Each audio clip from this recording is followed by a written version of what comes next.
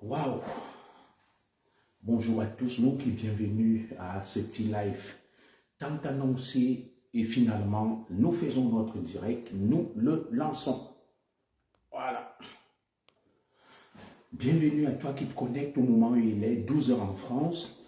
Il est probablement 11 h à Ikalaminkoul, mon village natal, 11 h à Ibebda, chez mes oncles, il est 11 h à Biwombane, il est tout simplement 11 h en Vomoka, il est 11 h à Yaoundé au Cameroun. Merci et bienvenue à ce direct. Merci donc et bienvenue à ce direct. Je vais vous prier de le partager, de le partager, de le partager. C'est un jeudi, comme j'aime le dire, je ne vais pas servir de mauvaise conscience à la jeunesse. Ce sont mes journées de récup et je reprends le service demain et je travaillerai également. Ce week-end, je serai de permanence. Bon appétit à tous ceux qui sont à table du côté de l'Occident parce qu'il est midi. Et ceux qui triment encore au Cameroun, pour vous également, bientôt ça sera midi, l'heure du déjeuner. Merci de partager le direct, merci de le partager, de le partager, de partager, de partager, de partager. Bonjour à Serge Bao, merci à tous ceux qui se connectent là, partageons le direct, partageons-le. Nous lançons le direct sur la thématique qui s'affiche sur l'écran. Bienvenue à vous tous. L'enfant terrible du Ikalaminkoul, donc, chose promise, chose due, prend la parole. Toutes mes excuses pour ces nombreux directs annoncés et reportés. Aujourd'hui, nous allons parler spécialement de l'affaire d'un général. Mon général, mes respects, je suis au garde à vous, mettez-moi au repos. Nous allons parler de l'affaire qui oppose le général Mpaye à son fils Thomas Dakin Ntep, deux natifs des Eka, deux enfants Bassa qui se bouffent un père et son fils. Aujourd'hui, nous allons donc décrypter, présenter à l'opinion nationale et internationale ce drame familial sur, n'est-ce pas, fort lent d'affairisme, de corruption, de manipulation, d'abus de pouvoir. Mais avant cela, nous allons faire un petit propos introductif. Bonjour à toi, Olimar Ateba. Un petit propos introductif sur la jeunesse camerounaise avec le feuilleton Narcisse Mouelekombi et Samuel Eto'o-Fils. Alors, ce matin, je l'intitulais Jeunesse camerounaise, nous allons tous lire l'heure. Et je vais m'expliquer pourquoi, parce que je ne suis pas sadique, je ne suis pas là pour narguer ou pour tourner en ridicule quelqu'un. Je vais vous prier donc de partager le direct, il est 11 h, beaucoup sont au bureau, vous allez regarder probablement le direct en différé. Je n'ai pas assez de temps, je n'ai pas eu du temps hier là, j'étais très occupé, je suis hyper occupé, je n'ai pas assez de temps pour des raisons privées, familiales, des raisons professionnelles. J'ai dû reporter ce direct, mais au final, nous le faisons. Aujourd'hui, nous allons diffuser des témoignages exclusifs qui vont vous montrer à suffisance que notre pays, le Cameroun, marche sur la tête, que rien ne va plus dans notre pays. Bonjour à toi, Marc Jura. Rien ne va plus dans notre pays, rien ne marche dans notre pays. C'est un pays qui va à volo. Et vous comprenez pourquoi nos officiers supérieurs ne peuvent rien faire. Vous comprenez pourquoi il ne faut rien attendre d'eux. Nous respectons l'armée camerounaise, nous respectons les institutions, nous respectons le Cameroun, nous respectons tout. Mais nous allons vous démontrer ici pourquoi il ne faut rien attendre des officiers supérieurs du Cameroun au regard, n'est-ce pas, mesdames et messieurs, de cette affaire dite du général Mpaye. Nous allons y revenir dessus respectueusement parce que le général Mpaye, c'est un patriarche. Le général Mpaye, ce n'est pas n'importe qui. Mais nous sommes là pour les faits. Et comme aime le dire l'enfant terrible du Ikalaminkoul que je suis, ne rien dire pour nuire et ne rien dire pour plaire. Rien que la vérité et les faits. Bonjour à toi donc Jeanne Juste. Bonjour à tous ceux qui se connectent. Merci de partager le direct. Merci de partager parce que véritablement à cette heure, beaucoup sont au travail. Mais vous allez nous suivre en différé. Je passe ce temps cet après-midi. Je serai très occupé. Très occupé. C'est pour ça que, vu l'intérêt des thématiques que nous aborderons ici, j'ai tenu à faire ce direct avant midi ou tout au moins avant la soirée parce que cet après-midi, je n'aurai pas assez de temps. Alors, Vous qui m'écoutez depuis rue Manguier, depuis les quartiers de Yaoundé, de Douala, de Garoua, de Bafoussam, de Bamenda, je vais donc vous prier de partager le direct, de le partager, afin que le plus grand nombre possible de Camerounais puissent le suivre. Nous avons une pensée pour tous les Camerounais laissés pour compte, qui sont victimes d'abus de pouvoir, qui sont torturés, qui sont martyrisés dans nos prisons, dans nos geôles, et qui subissent tout simplement des abus de ceux qui tiennent le pouvoir, qui, au lieu d'utiliser ce pouvoir à bon escient, l'utilisent plutôt pour martyriser, pour maltraiter, pour torturer le peuple, alors que nous attendons autre chose. Nous attendons autre chose de nos autorités. Alors, avant de pouvoir aborder le vif du sujet, je vais vous prier de partager pour que nous puissions atteindre le seuil minimum de 100 personnes connectées avant que je ne parle. Comme vous le savez, dans notre pays, la société a été tellement travestie, la société a été tellement abrutie, la société a été tellement esclavagisée qu'on n'arrive plus à se mobiliser sur les vraies causes. On n'arrive plus véritablement à porter les vraies causes. Seuls ce que j'appelle les potins, les dérives, attirent des masses. Mais, vous savez, nous ne sommes pas là pour rechercher la visibilité. Nous ne sommes pas là pour rechercher la notoriété. Nous sommes là tout simplement pour défendre la cause des plus vulnérables, des plus fragiles. Et, mesdames et messieurs, ce qui est en train de s'annoncer au Cameroun pour 2025, j'ai déjà pris mes dispositions.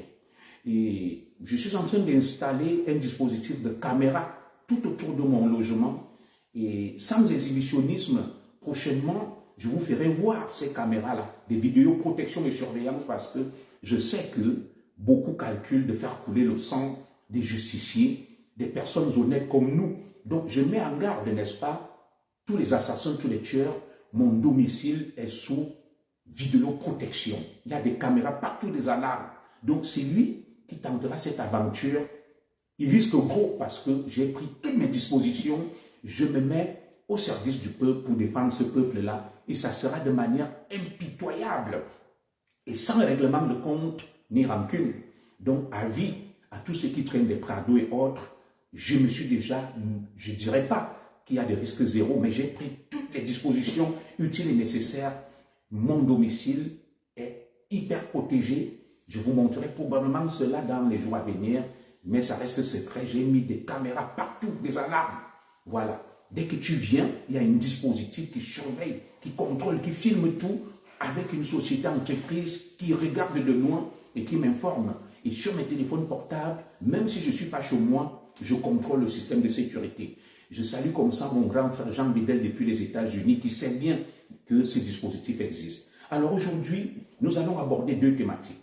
Nous allons aborder d'abord la thématique de la jeunesse camerounaise clochardisée. La jeunesse camerounaise, non seulement clochardisée, mais amorphe. Une jeunesse, n'est-ce pas, réduite à sa plus simple expression, mais c'est une jeunesse qui continue tout simplement à s'intéresser à des choses inutiles qui ne lui apportent rien. Cette jeunesse qui est incapable de faire foule aujourd'hui. Nous avons un feuilleton, nous avons un épilogue. Nous entamons donc la première thématique. Nous avons une thématique, nous avons un épilogue, mesdames et messieurs. Christine, Régine, Bessawa, merci, bonjour à toi. Nous avons une première thématique. Alors, je l'ai intitulée « Jeunesse camerounaise ». Nous allons tous lire l'heure, parce que ailleurs, ce sont des jeunes qui font bouger les lignes, qui changent le monde. Nous avons vu la jeunesse au Sénégal qui s'est levée, qui s'est mobilisée, qui a dit « ça suffit ». Mais la jeunesse camerounaise est réduite au misérabilisme, elle est réduite à la mendicité, elle est réduite à l'esclavagisme. Mais cette jeunesse-là continue à suivre des contre-modèles. Cette jeunesse-là continue tout simplement à briller par les dérives au lieu de faire foule, de se mobiliser pour dire stop. Alors, lorsque j'étais tout petit, on s'amusait à chanter une chanson et je me rappelle, je devais être au cours élémentaire 2, je suis allé défiler à ça. Je sortais de l'école primaire élémentaire Saint-Mathieu de Nkolmebanga et nous étions tout petits. On portait des tenues le 20 mai, le 11 février, on s'entraînait pour défiler. On nous disait marcher, poitrine bombée, épaule carrée, vous passez devant le sous-préfet. Alors, jeunesse camerounaise, je vais reprendre cette chanson pour toi, par sarcasme peut-être, mais de l'humour sarcastique. pour que tu comprennes beaucoup de choses. Voilà Samuel Eto'o aujourd'hui, Cabral Libby et le reste. Et qui demain? Alors, lorsque j'étais tout petit, on chantait. Jeunesse camerounaise, nous sommes encouragés, car notre président nous tient par la main. Il nous soutient, nous dit d'aller de l'avant. C'est nous qui serons le Cameroun de demain. Vous m'excuserez, je ne suis pas un grand chansonnier ou cantateur. Alors, je défilais donc devant la place des fêtes, de ça, devant le sous-préfet. On nous dit épaules carrées, poitrine bombée, tout petit, avec des bateaux là, au pied. Tu ne regardes ni à gauche ni à droite, on chantait là. Jeunesse camerounaise, nous sommes encouragés, car notre président nous soutient la main. Il nous soutient, nous dit d'aller de l'avant. C'est nous qui ferons le Cameroun de demain. J'aime beaucoup cette chanson. Je devais avoir 11 ans, 10 ans. J'étais content. Voilà, d'aller au défilé du 20 mai. On est dit, jeunesse camerounaise, nous sommes encouragés, car notre président nous tient par la main. Il nous soutient, nous dit d'aller de l'avant. C'est nous qui serons le Cameroun de demain. Alors, jeunesse camerounaise, je viens donc de reprendre ce cantique, cette chanson, étant tout petit. J'ai défilé à ça. Mes parents m'ont accompagné, j'étais content avec la ferme patriotique. Je me disais, nous sommes le Cameroun de demain. Nous sommes soutenus, nous sommes encouragés. C'est nous, n'est-ce pas, le porte-flambeau. Aujourd'hui, jeunesse camerounaise, c'est à toi que je parle. Voilà Samuel Eto'o. Voilà Samuel Eto'o. Nous allons bien lire là. Parce que lorsque Junior Zogo parle, on dit que Junior Zogo est fou. Voilà. On dit que Junior Zogo est frustré. Junior Zogo est amer parce qu'on l'a révoqué de la police. Je vous ai toujours dit, je ne souffre pas. Je ne suis pas riche, mais je ne souffre pas. Quand vous me voyez, j'ai l'air de quelqu'un qui souffre, non. Alors, c'est toi, jeunesse camerounaise, qui est réduite à la mendicité, à la clochardisation, à la misère, par des vieillards, des séniles, qui ne veulent rien lâcher, mais c'est toi qui ne bouges pas. C'est toi qui ne fais rien. C'est toi qui es toujours là à dire des bêtises à longueur de journée. Nous avons donc le football. Voilà la FECA Foot avec Samuel Eto'o. Aujourd'hui, jeunesse camerounaise, tu as une belle occasion de démontrer ton patriotisme, ton courage, comme d'autres l'ont fait ailleurs, notamment au Sénégal. Je salue le patriote Narcisse Moué Kombi. Vous savez pourquoi je l'appelle le patriote? Narcisse Moué Kombi offre une opportunité en or exceptionnelle à la jeunesse camerounaise de se lever pour dire ça suffit. Voilà. Parce que là, ce n'est plus Bruno Bidjan. Ce n'est plus Amourou Belinga. Et ils sont des mauvais. Là, c'est Eto'o. Eto'o, le Pichichi, aimé, adoré par la jeunesse camerounaise, adulé. Alors, jeunesse camerounaise, lorsque ça concerne les autres, tu ne bouges pas, tu ne dis rien. Voilà. Bruno Bidjan a été embastillé, mis en prison, un jeune. Aucun jeune ne s'est levé pour dire ce n'est pas normal. Avant ça, moi aussi je m'amusais à narguer les foguets, à narguer les biboum misak. Aujourd'hui, je demande pardon au peuple des combattants parce que j'ai été entraîné dans cette spirale du tribalisme. J'ai été entraîné dans cette spirale du tribalisme. Et je me rends compte que je me suis fait harakiri. Parce que plus tu laisses le monstre t'attaquer, te bouffer, plus il va loin. Le monstre, lui, ne va pas te lâcher. Ces gens ne reculent devant rien. On a laissé faire. Ils ont pris Fogué. Ils ont pris Biboum Nissak. On était divisés. Ils ont pris Eko Maxime. Ils ont pris Amourou Belinga. Ils ont pris Bruno Bidjan. On était toujours là. Aujourd'hui, ils veulent bouffer Samuel Eto'o. J'avais mis Samuel Eto'o en garde. Je lui ai dit, tu ne connais pas le Cameroun. Mon gars, tu as eu tes milliards. Tiens-toi loin de cette mare à crocodile. Tiens-toi loin de ce marécage. Samuel Eto'o n'a pas compris. Pichichi, je t'avais dit. Et ceux qui sont autour de toi doivent te le dire. Le Cameroun ne rigole pas. Tu as eu tes milliards, mon gars. Tu aimes ton pays, tu veux aider le Cameroun. Moi, je te conseille, mon grand, va manger tes milliards tranquillement.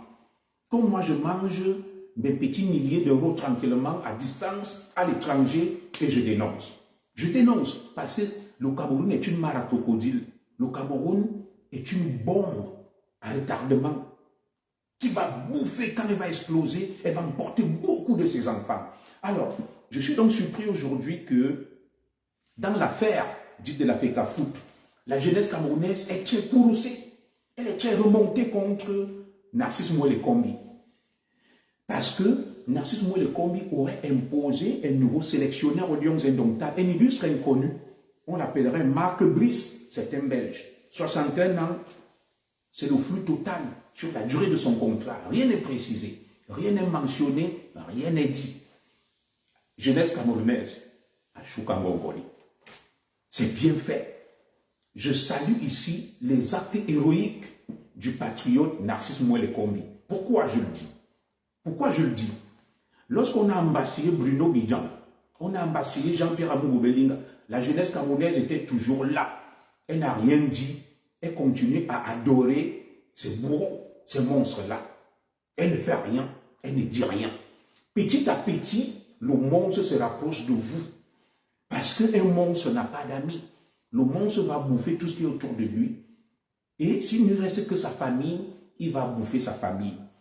Nous saluons donc ici l'exploit du patriote Narcisse Mouele Kombi. Narcisse Mouele Kombi offre une occasion en or à la jeunesse camerounaise qui a pour icône le grand champion Samuel Eto'o de sortir. C'est une opportunité. Je n'encourage pas le soulèvement. Vous avez dit que, bonjour à toi Benoît Yeke, pour Bruno Bidjan, vous ne vous reconnaissez pas en lui. Amoubou Belinga, vous ne vous reconnaissez pas. Maintenant, c'est Samuel Eto'o. Jeunesse camerounaise, qu'est-ce que tu fais? Qu'est-ce que tu fais? On te dicte la loi. Je vous avais dit qu'ici, là, il y aura même un temps où vous serez chez vous, on arrachera vos biens, votre femme, vos enfants, votre maison. Vous allez regretter même le système d'IA. Ces monstres qui sont installés. Alors, je suis donc surpris que le grand Pichichi Samuel Eto'o, qui a pour ami M. Ferdinand Ngongo, je suis surpris que M. Samuel Eto'o, le Pichichi, qui a pour ami Oswald Baboké, le directeur adjoint du cabinet civil, Ferdinand Ngongo, le demi-dieu, qui dirige sur très haute instruction. Je suis surpris que Samuel Eto'o, qui a pour ami la première dame, que cela lui arrive. Je suis surpris que Samuel Eto'o, qui est un grand patriote républicain, ami du régime, qu'on puisse, n'est-ce pas, marcher sur ses plates-bandes, lui imposer un entraîneur contre les statuts de la FECAFOOT. Nous attendons vivement sa réaction. Nous attendons vivement la réaction du peuple de la jeunesse camerounaise qui a dit « Vous ne touchez pas Eto'o ». Voilà, le pays de la médiocrité après la débâcle, n'est-ce pas, de la Côte d'Ivoire. On va prendre un illustre inconnu, on le met comme entraîneur, on l'impose, Eto'o est muselé, il ne parle plus. J'avais mis en garde le Pichichi. Je lui ai dit, le chef de l'État, dans son message à la jeunesse camerounaise, l'a pointé du doigt. Pourtant, le chef de l'État ne va pas pointer du doigt Ngongo Ferdinand. Il ne va pas pointer du doigt tous les prédateurs. Il a annoncé les arrestations, jusque-là il n'a arrêté personne. Donc la personne qui devient la cible, le bouc émissaire de la mauvaise gouvernance du Cameroun, de notre descente aux enfers, c'est Samuel Eto'o fils. Ils sont là les prédateurs. Je vais vous présenter les audios, les voices, sur ce que fait un général camerounais, le général Mpaye. Alors, quand ça arrive aux autres, nous n'entendons pas nos champions, notre jeunesse parler.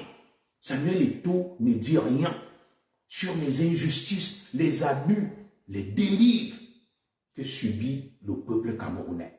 Bonjour à toi Bernardo.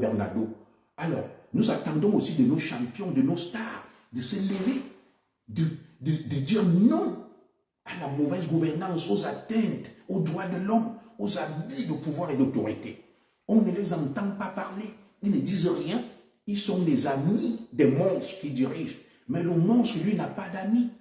Le monstre finit toujours par se retourner contre toi comme il le fait contre Samuel Eto'o aujourd'hui. Alors, jeunesse camerounaise, tu es resté silencieux, tu n'as rien dit.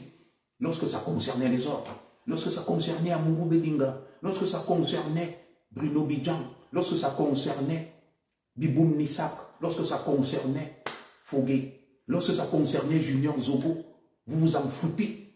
Vous êtes là, vous ne dites rien. On utilise, n'est-ce pas, des anesthésiants contre vous. Alors moi, j'ai une question à vous poser. Jeunesse camerounaise, qu'as-tu fait face aux injustices subies par de nombreux Camerounais? Tu t'es tu n'as rien dit. Jeunesse camerounaise, tu te contentes d'aller faire de la courtisanerie auprès de tes bourreaux, de les encenser, de les encourager, de les soutenir et d'être contre ceux qui essayent de défendre les valeurs, l'éthique et d'essayer même de défendre cette jeunesse. Toi, tu lui tournes le dos, jeunesse camerounaise, pour aller encenser tes bourreaux. Alors, j'ai une question. Le football apporte quoi à une nation? Depuis que le Cameroun est une grande nation de foot, toi, jeunesse camerounaise, qu'est-ce que ça a changé dans tes conditions? J'aime bien le foot. Je suis fan du foot, moi aussi, un féru du foot. Mais qu'est-ce que le foot a changé dans la situation de la jeunesse camerounaise? Alors, au Kocha, on nous a montré la construit des logements sociaux dans son village. Sadio Mané a construit toute une ville au Sénégal. Des mosquées, des routes, des hôpitaux, des écoles. Aussi même, le Nigérian est en train de construire des villes au Nigeria. Seydou Keita, vous vous souvenez de cet international malien? Il a construit une usine de 4 milliards. Alors, je veux savoir, beaucoup de Lions indomptables gagnent des milliards. On parle actuellement d'André Onana. André Onana vient jouer au Kansik. Le Kansik est toujours couvert de boue. L'environnement du stade du Kansik est apocalyptique. Les gens viennent, ils applaudissent. Je n'ai pas dit qu'Onana n'investit pas. Ne venez pas me dire que toi-même tu fais quoi. Je porte des causes à mon niveau. Voilà une Camerounaise qui a atteint d'un cancer du sang. J'ai lancé une mobilisation. Aujourd'hui, des gens sont venus en aide à cette Camerounaise-là et elle a repris, elle retrouve sa santé, elle fait de la chimio. Je remercie tous ceux qui ont envoyé de l'argent directement à cette dame après ma mobilisation, après mon appel à l'aide. Je me suis mobilisé pour beaucoup de causes ici, la cause de Samy et autres. Je fais à mon petit niveau. Je continuerai à faire. Alors, les Lions indomptables, les internationaux camerounais qui gagnent des milliards, que font-ils? Jamais ils ne se lèvent pour défendre une cause. Vous êtes toujours là en train de mourir pour le foot. Qu'est-ce que le foot a changé dans les conditions de vie des Camerounais? Est-ce que Diomaye Faye était un fanatique du foot? Non, il aime les Lions de la Teranga. Mais son cheval de bataille, ce n'était pas le foot. Alors, lorsque je regarde des gens comme Cabral Libi Lingué, l'un des modèles de la jeunesse camerounaise, Cabral Libi Lingué est fier d'être invité à l'investiture de Diomaye Faye. Il affiche l'invitation, il se montre. Alors, voilà quelqu'un qui se fait passer pour le libérateur. Je n'ai rien après lui. Vous avez vu un jour Diomaye Faye ou Ousmane Sonko, lorsqu'ils menaient leur lutte, se vanter qu'ils vont assister à une investiture d'un président? Non, ils ont mené le combat de manière frontale. De manière frontale contre Macky Sall, contre les apparatchiks, contre les oligarques. Il n'allait pas dire que je suis content, on m'a invité dans telle cérémonie d'investiture. Cabral Libi se comporte comme un enfant, comme un gamin, comme un parvenu. Il est fier d'aller assister à l'investiture d'Ousmane Sonko et il s'en vante. Alors qu'au Cameroun, son parti est interdit, son avenir politique est compromis. Tous les grands sujets de société, tu n'entends pas Cabral se prononcer. Je vais vous parler des dérives du général Mpaye. Je n'ai rien appelé le général. J'ai des preuves, hein, qui est Bassa comme Cabral. Thomas Dakintep pisse le sang. Il chie du sang. Il a été avec Cabral Libi. Cabral Libi, député du peuple, ne peut pas se lever et défendre cette cause d'un Camerounais qui a été l'homme de main du général Mpaye, qui se retrouve aujourd'hui embastillé, maltraité, torturé, parce que il y a un général qui est un affairiste, qui est dans toutes les affaires. Je vais vous le démontrer tout à l'heure là. Comme le petit lui a dit, je ne veux pas que tu me payes, boum, on l'a pris. Tout l'appareil est corrompu, soumis. Un Camerounais, Thomas Dakin Ntep, détenu à la prison actuellement de Yoko, où il est bien traité parce que le régisseur de Yoko, c'est un homme bien. Il pisse et il chie le sang. Le frère de Cabral Libi Lingué. Et ce monsieur a des photos avec Cabral. Cabral, député du peuple qui a l'immunité parlementaire, ne peut pas se lever pour dire que je vais aller voir la situation de Thomas Dakin Ntep. qui, sur haute instruction du général Mpaye, est torturé, il pisse et il chie du sang. Mais il se vante d'aller assister à l'investiture de Diomaye Faye. Voilà donc quelqu'un qui vous dit qu'il va libérer le Cameroun. Regardez vous-même, des mauviettes, des ectoplasmes, fuyant les vrais sujets. Les stars camerounaises, que ce soit le showbiz musique, aucun ne se prononce sur des sujets sensibles, des droits de l'homme. On peut maltraiter, tuer, torturer tous les Camerounais, ils ne diront rien. Alors, jeunesse camerounaise, pourquoi suivez-vous ces gens? Pourquoi mourrez-vous pour ces gens qui ne peuvent rien faire pour vous? Vous avez donc une belle occasion. Vous aimez le Pichichi, moi-même je l'aime bien. Vous avez l'occasion donc de mener la fronde contre le nazisme et le gouvernement. Mais j'ai un message. Le Pichichi lui-même, Samuel Eto'o, a dit ceci, que je suis républicain, je soutiens les institutions, je les respecte, c'est très bien. Mais il y a une question. Il nous a dit, lors d'une interview à France 24, que l'entraîneur, c'est le président qui propose et on lui dit et il accepte. Alors, Narcisse Moïle Kombi est le ministre du président Paul Biya. Samuel Eto'o soutient le président Paul Biya. Alors, comment va-t-il refuser une décision prise par un ministre du président Paul Biya, Narcisse Moïle Kombi, puisque lui-même nous a dit sur France 24, vous, jeunesse camerounaise, écoutez ça, que moi, je n'ai pas de problème. L'autre entraîneur, vous savez que chez nous, c'est comme ça que ça se passe. Que la décision vient de la présidence, on nous présente et on accepte. Alors, pourquoi aujourd'hui Samuel Eto'o va refuser ce qu'il a accepté hier? Puisque lui-même sur France 24 l'a dit, que chaque fois qu'il y a un entraîneur, c'est la présidence qui propose et nous, on se plie. Mais aujourd'hui, Narcisse Moïle, qui était ministre du président Biya, a proposé un illustre inconnu, incompétent et tout, Marc Brice. Pourquoi Samuel Eto'o, qui respecte les institutions, doit refuser, puisque par le passé, il a reconnu lui-même qu'il le faisait? Donc, ça c'était l'entrée en matière pour te dire, jeunesse camerounaise. Nous allons tous lire. Continuons dans la courtisanerie, la flagornerie, dans la bêtise, à soutenir n'importe quoi, à ne pas nous mobiliser pour défendre notre avenir. Nous allons voir. Maurice Kamkoum, ce n'est pas vrai. Qu'est-ce qui n'est pas vrai? Samuel Eto'o est passé lui-même à France 24. Je peux mettre l'interview. Elle est là. Il a dit, lui, vous savez que chez nous, on respecte les institutions, le régime, et on nous propose un entraîneur, et je l'accepte. Pourquoi aujourd'hui il va refuser? Vous pensez que Narcisse Moïle, tu trompes les propos de ça? Comment je les trompe pour Maurice Kokam? Alors, je vais revenir sur le campagne. Je vais vous mettre des noms de certains compatriotes bamileke, vous allez comprendre quelque chose sur ce qui se passe. Il dit, je trompe les propos de Samuel Eto'o. Mais ils sont là, tout le monde a suivi. L'ex-entraîneur avait été désigné par le régime. Narcisse Moïle ne peut pas prendre une décision sans l'accord du président Paul Biya, du premier ministre. Ça veut dire que s'il a désigné, il a dit qu'il propose le président. Ah bon, c'est ce qu'il a dit, non. Il ne propose pas, il a dit, le président, il faut aller d'abord présenter qu'est-ce que ça change.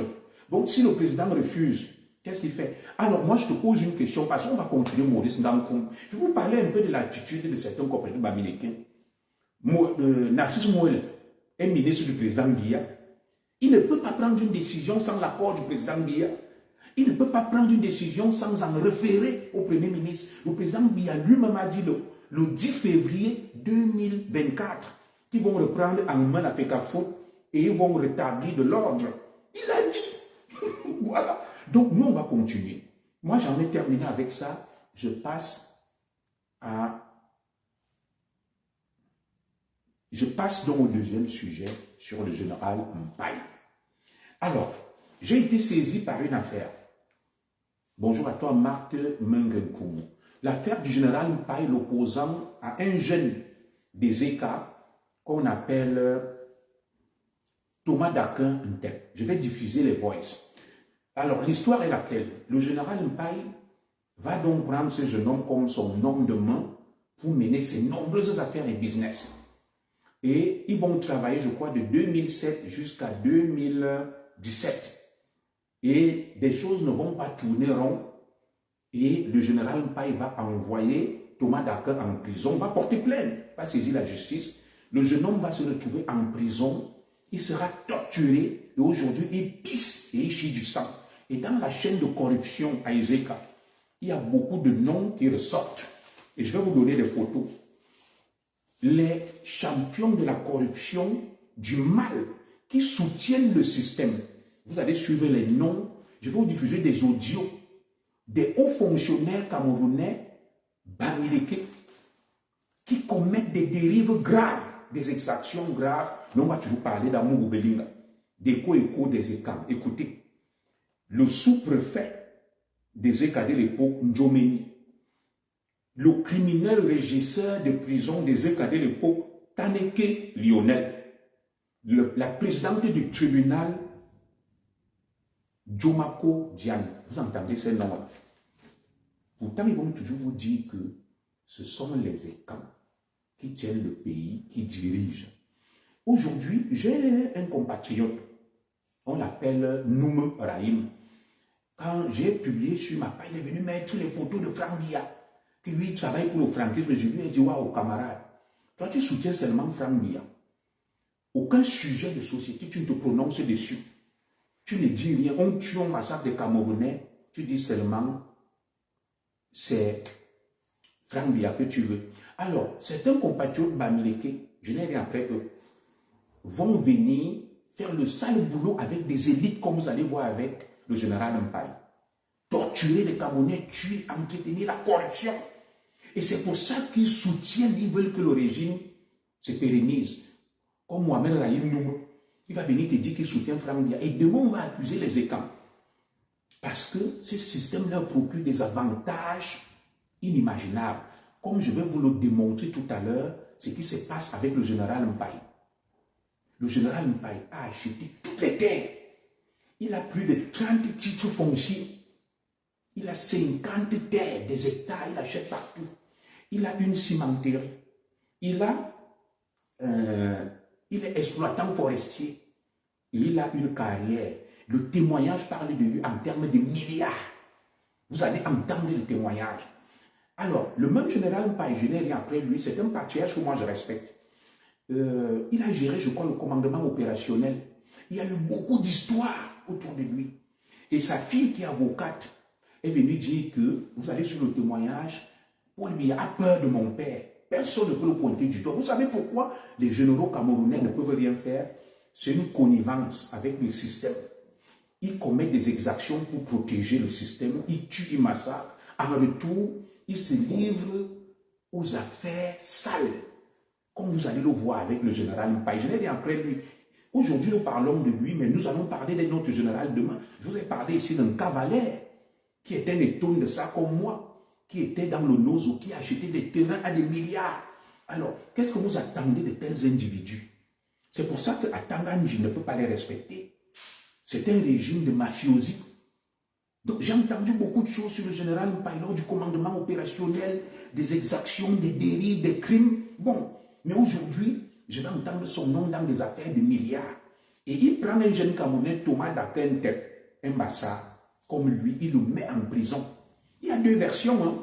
On me dit qu'il accuse d'abus de confiance, de ceci, d'escroquerie. Est-ce que ça justifie qu'on maintienne quelqu'un en prison, on le torture, il pisse et il chie du sang? Dans ce Cameroun-là, c'est lui qu'on dit qu'il faut reconduire tel.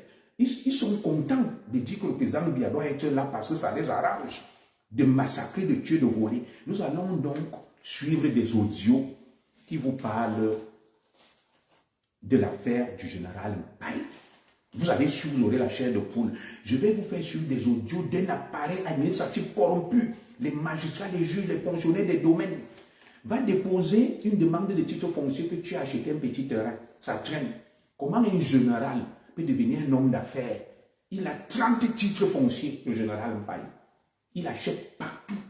Il a plus de 50 terrains. Il a des cimenteries. Il a des carrières de gravier qu'il exploite. Il est exploitant forestier. Il a des milliards. Vous attendez quoi d'un tel système? Vous attendez quoi d'un tel système? Et le système va te dire que lui, Paul Biya, a peur de lui. Pourquoi? Il a rendu des services macabres à Biya. L'affaire du commandement opérationnel. Et j'ai vu là qu'après, il est devenu diplomate. Sur les papiers qu'on m'a envoyé, sa carte d'identité, on met diplomate. Ça veut dire qu'après le commandement opérationnel, comme ça a commencé à chauffer, on l'a pris, on l'a envoyé en Allemagne. Il est là, on dit patriarche. Et les Bassards sont là, mes frères Bassards. Votre frère Thomas d'Aquin était torturé, tué avec la complicité des hauts fonctionnaires Bamileke, un régisseur de prison. Je vais vous montrer sa photo.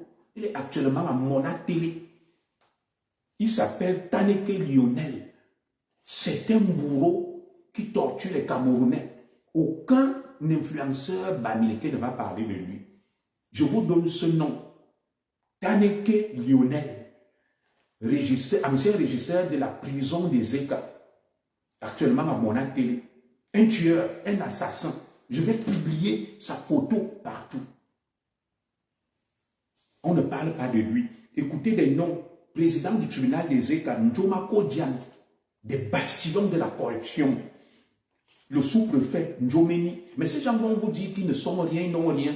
Le régime est dirigé par les Mbolo. C'est eux qui profitent. Mais tous les sales coups, c'est entre les Mbolo et les Bamileke. Et Zeka a été pris en otage.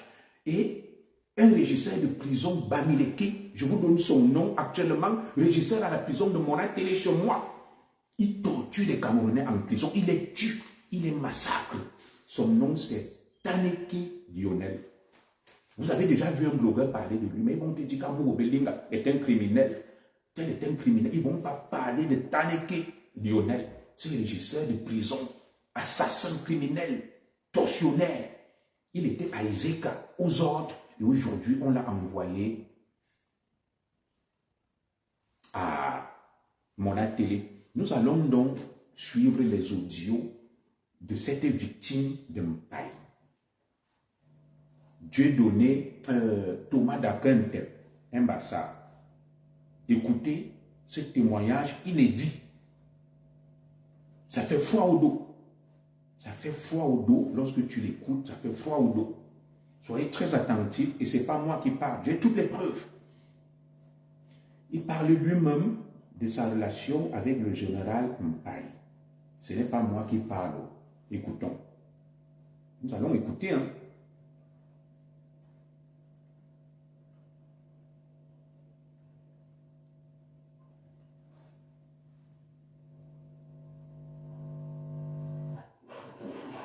Ici, voici le département de Nord qui est une élite dans ce département.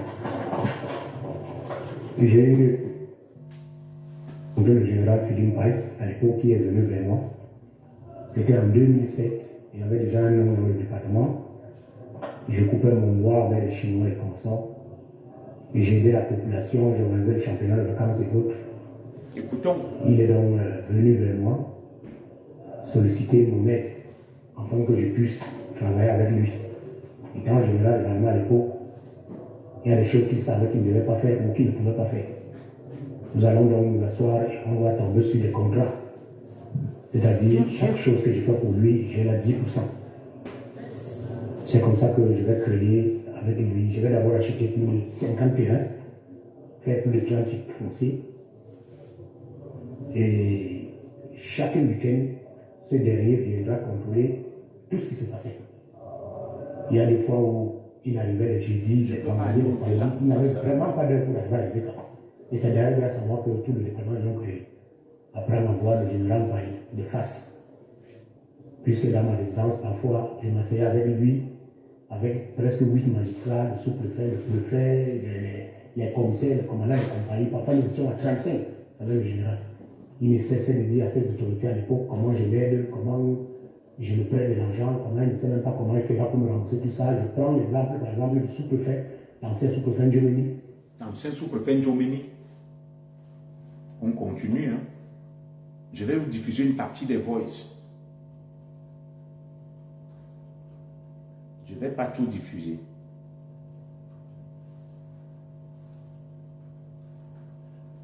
Son village, à Nadjo.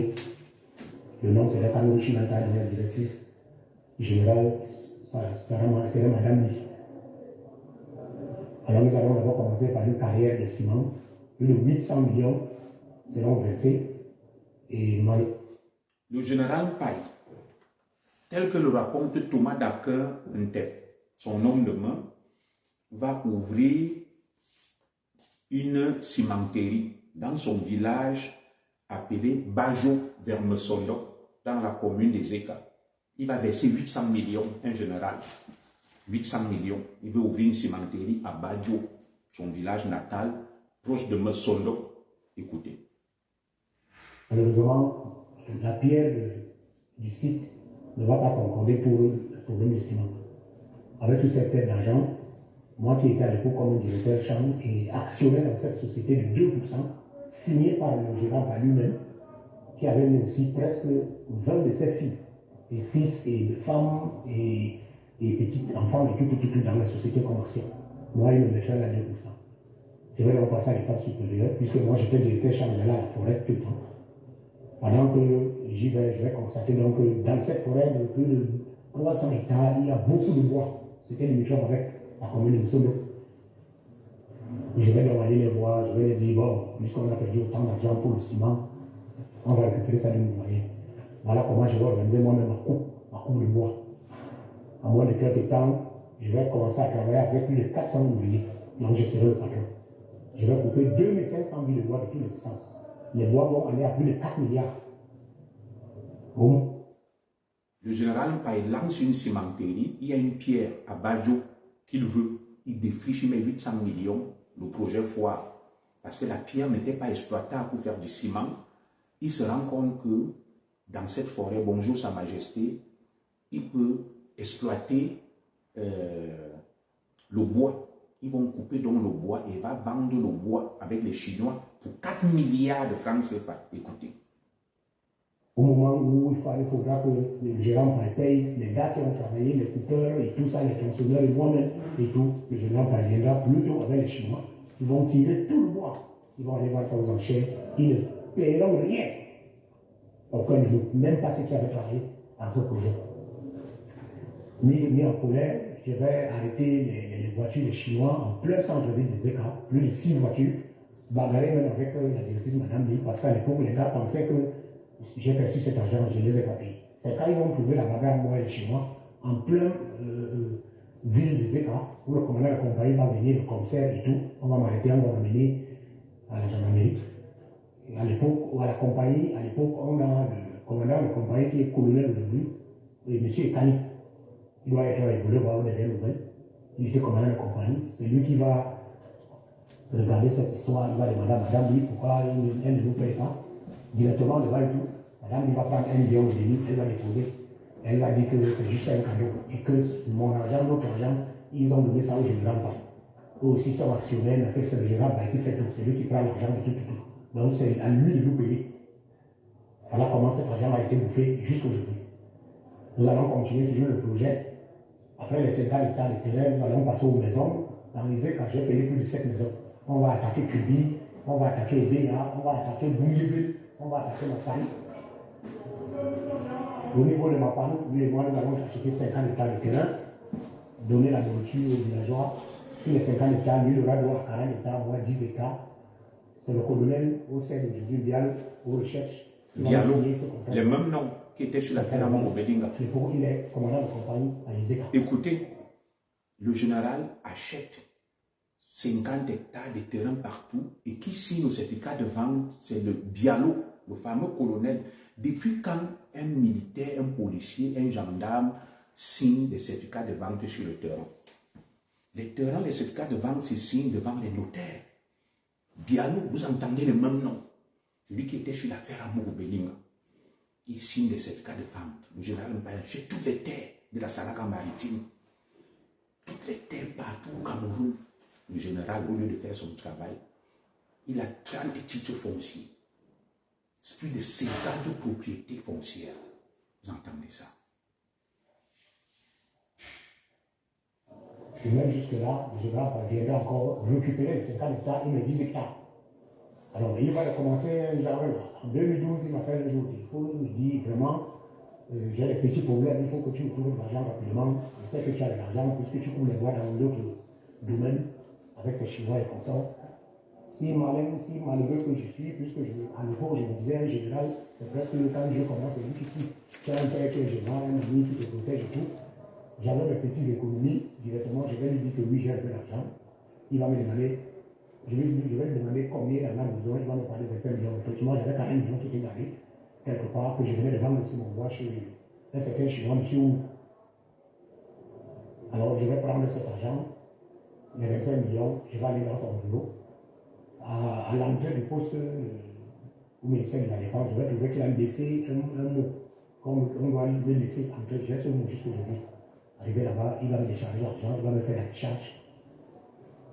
Parce qu'à l'époque, où c'est lui qui écrivait, moi je signais, où c'est moi qui écrivais, lui signait.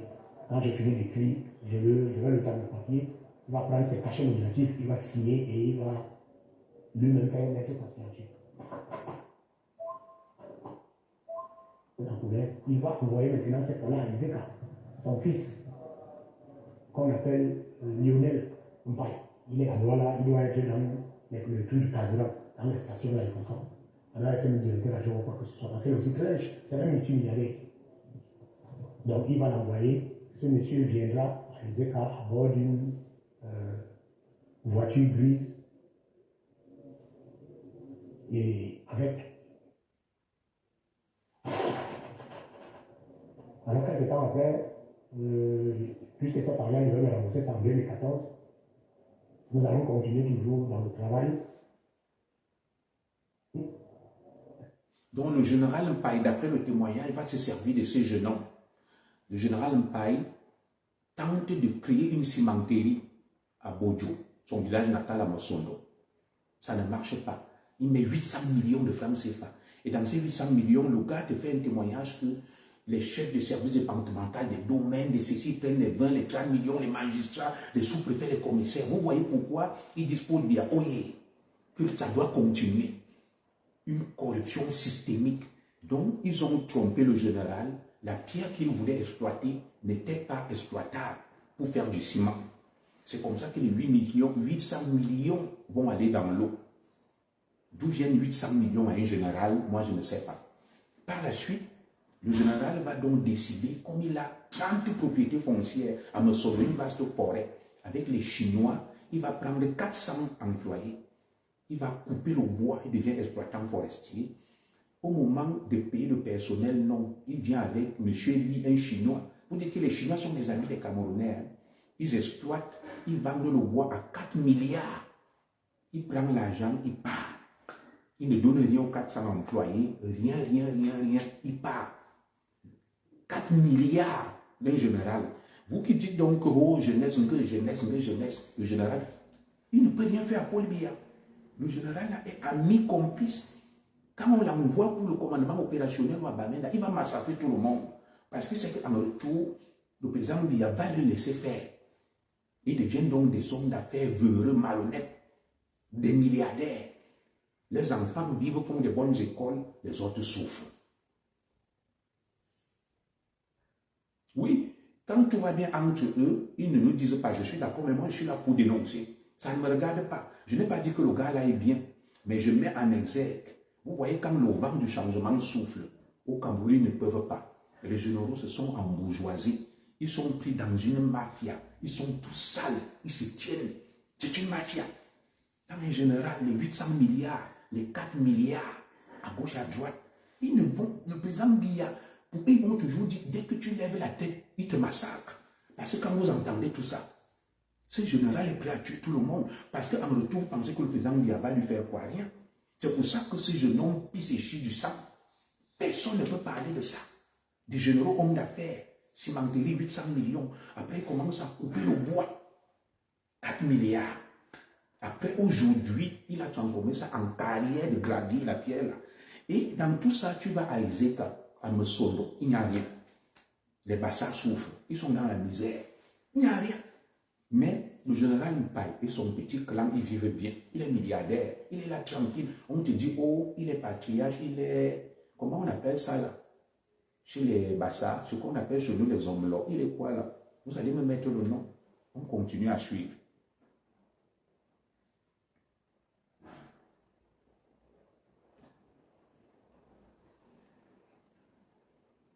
Puisque moi j'avais un problème, quand il fallait que j'achète des terrains, parce qu'il faut que j'explique vraiment cela. Mbombo, voilà. 2000 mètres carrés. Le général est Mbombo. Et ainsi de suite. Mbombo. Les gens qui vendaient les terrains venaient me donner des terrains. Quelqu'un me disait, J'ai tous les documents du général Mpaye. 30 titres fonciers, plus de 50 propriétés foncières. C'est donc comme ça que je partais voir le général Mpaye. Pour un terrain de 4 millions, je le taxe à 5 millions, 6 millions. Il me donnait les 6 millions pour aller effectivement acheter le terrain. Quand j'arrivais, je demandais d'abord au monsieur qui doit percevoir l'argent de mentionner qu'il a perçu 6 millions, non 4 millions. Puisque c'est la somme que le général avait donnée. Alors le monsieur mettait 6 millions dans le certificat de vente devant les autorités. Moi, j'ai récupéré mes 2 millions. Le monsieur lui restait avec ses 4 millions. Et quand le général venait 2 fois plus tard pour aller contrôler le terrain qui a été acheté, ou pour aller, et il allait même jusqu'aux familles qui ont vendu le terrain, parce qu'il appelait tout le monde, tout le monde s'est venu. C'est le chef. Alors il trouvait que je n'ai pas pris son argent. Pendant plus de 12 ans qu'on a travaillé, je n'ai jamais blâmé. Il y a quelque chose qui manque. Tout son argent allait comme il le demandait. Et d'ailleurs, chaque fin d'année, on avait la réunion au ministère de la Défense. Je vous laisse suivre. Écoutez. Après, les éléments qui travaillent avec nous. Il vient au ministère de la Défense, il passe toute la journée, ils font les comptes des affaires du général Mpaye. Toute la journée. Le général, au lieu de travailler pour la sécurité du pays, avec l'armée, il travaille pour le business dans son bureau, enfermé avec ce jeune homme, Thomas Dakin Ndep, pour parler des milliards. Écoutez. Nous pourrons témoigner ça demain après-demain que je venais au bureau à 8h30 pour sortir à 16h30, parfois 17h, parfois 20h. Il vient au bureau du général à 8h30, il soit à 17h. Écoutez. Les événements, c'est un jeune qui sort des états, ils sont en train de faire les comptes. Le général, par exemple, nous, on faisait les comptes, tous les comptes. Chaque question, je répondais, chaque preuve, je déposais. Et quand on finissait, donc, il sortait encore une autre procuration, parce que je ne fonctionnais pas grâce aux procurations. C'est là où il me signait une autre procuration pour la deuxième année ou la troisième année. Et aujourd'hui, j'ai les procurations de 2018 en 2017. Donc, ça veut dire que si un jour j'avais volé l'argent du général ou je l'avais escroqué ou quoi que ce soit, c'est que ce n'est pas aujourd'hui que le monde avait des problèmes. C'est qu'on a eu des problèmes depuis, mais on n'a jamais eu de problème parce que tout était toujours clair. Et moi aussi, je me battais avec le peu que je recevais dans les terrains, dans les petits fonciers. Il y a tellement des audios, on va suivre ça sur plusieurs séances. Il y a un petit foncier qui a fait le champ petit foncier. Quand j'amenais l'argent, il faisait pour le petit foncier. Lui aussi prenait les 200 000, il donnait pour le camion et tout. Quand j'allais chez le délégué des domaines, verser les 10 millions, les 20 millions, les 25, il prenait même 500 000, il me donnait. Quand j'allais. Je vais chez le délégué régional, je vais verser les 25 millions au domaine, au cadastre. Vous entendez? C'est le Cameroun de Ngongo. C'est le Cameroun d'Atanganji. Le Cameroun du président Biya. Le Cameroun de certains comme Rahim Noum disent que non, on va reconduire tel. Le Cameroun de la jeunesse. La chaîne. Pour que le général Mpaye achète cette terrain. Pour qu'il ait le truc là, comment on appelle la cimenterie. Il donne les 20 millions, les 30 millions, les 40. Vous allez voir ces gens avec les gros ventres comme ça. Ils sont contents. Ils disent LDPC. Ils disent Paul Biya, oye, il faut entretenir ce faux système qui leur permet de s'embourgeoiser, de s'enrichir au détriment du peuple. Tous ces misérables-là, écoutez.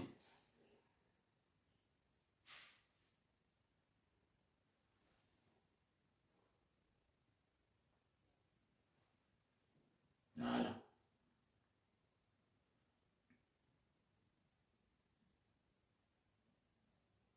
J'allais chez le délégué de l'environnement. Quand j'allais chez le délégué des forêts et tout, c'est comme ça que moi aussi je vivais. À un certain niveau, donc, c'est comme ça que je constate donc, que le gérant est en train de tout récupérer avec ses enfants. Les sociétés que nous avons fait, la société américaine, la société marocaine, la société Kamoshimata et tout. Société américaine, marocaine, tout ça. Ils créent des circuits ça. Pourtant, ses fils, ses filles, tout le monde passait à la caisse. À un niveau, donc, j'ai commencé à me lasser. Alors j'ai dit, et d'ailleurs, il y a des gars de son village qui m'ont tiré les oreilles en me disant, il a travaillé ici avec Boudet, un certain Boudet. Ils ont fait 20 ans ensemble. Boudet a acheté les maisons, tout ça, machin, tout. Les champs, les milliers de soleil. Quand Boudet est mort, il a amené au-delà de Boudet des bananes dans la glacière, les bâtons de manioc. C'est ça qu'il a amené au-delà de Boudet. On m'a dit que voilà, tu travailles même pas. Si tu t'amuses avec par exemple, tu vas voir, tu vas sortir comme ça, même pas ça. Et c'est comme ça donc que je vais décider de prendre le courage en 2017. Je vais l'écrire. Quand je vais l'écrire, je vais aller déposer au ministère de la Défense. Mais que c'est vrai qu'il me doit l'argent. Je vais résumer tout. Je vais payer juste à mes pourcentages de la société. Sans ça, je ne travaille plus avec lui. Maintenant, dans cette affaire, puisque tous les secteurs tous les originaux qui récupéraient, je restais avec les photocopies pour faire le compte. Maintenant, dans cette affaire, le général Philippe Vaille me protégeait à l'époque, était très content parce qu'à l'époque, il se disait, on pouvait dire qu'Internet donne l'argent, voilà encore que même à Yaoundé, on a les machines là. Son affaire est tellement claire que. Et on devait regarder, on devait rentrer dans les lits. Dans cette affaire, le gars Philippe Vaille et moi, nous allons acheter le terrain de 50 hectares de ma part, comme je le disais. Nous allons acheter les 4000 mètres carrés à Boumiébé, à Idéa, partout. Idéa, Boumiébé. Le gars achète tout le Cameroun. Le général achète des terrains dans tout le Cameroun. Les Cameroun, on est parti à Douala, c'était toujours pour les achats de certaines choses là-bas. Alors, j'ai donc constaté donc, dans tout ce qu'il récupérait, je suis resté avec 2 titres fonciers. Un titre foncier de 50 hectares, dont moi j'avais 10 hectares, 8 40. Et je suis resté avec un titre foncier de 38 hectares, dont j'avais dépensé de mon propre argent plus de 4 millions pour faire les léons, le bornage, comme ça. C'est moi-même qui avais fait ce bornage. J'ai fait sortir ce titre foncier. Alors il m'a fait une décharge, il va me rembourser mon argent sur décharge. À la mort de ma femme, je vais donc aller le voir pour lui dire que écoutez, tu me dois les 25 millions, les 14 millions, les 4 millions, les 6, voilà ma mère qui est morte. S'il te plaît, je veux mon argent. Il va commencer à gronder dans son bureau ce jour-là. Moi aussi, pris le corps de ma mère étant à mort, je vais aussi soulever la voix. Directement, ces militaires vont entrer avec des armes, ils vont me braquer. Vous entendez, les militaires. Dans son bureau, ils vont me tirer pour aller me jeter dehors. Là où il va se lever, il va dire laissez, c'est une affaire familiale, c'est une affaire familiale. Voilà. Maintenant, ils vont me jeter dehors au sol. En voulant me lever, je vais encore retomber. C'est là où, étant à la porte de son bureau, de son secrétariat, il voudra que moi je suis couché au sol. Il va m'appeler pour que je revienne dans son bureau. Le Cameroun de Ngongo. La Tanganji. Je vais rentrer sur les écarts. C'est ainsi que 2-3 jours plus tard, sachant que j'étais vraiment très en colère, il va envoyer maintenant cette fois-là à Iseka, son fils, qu'on appelle Lionel Mpaye. Il est à Douala, il doit être dans le tour du carburant, dans la station là, comme ça. Son fils fait dans le pétrole. Lionel Mpaye. C'est un multimilliardaire.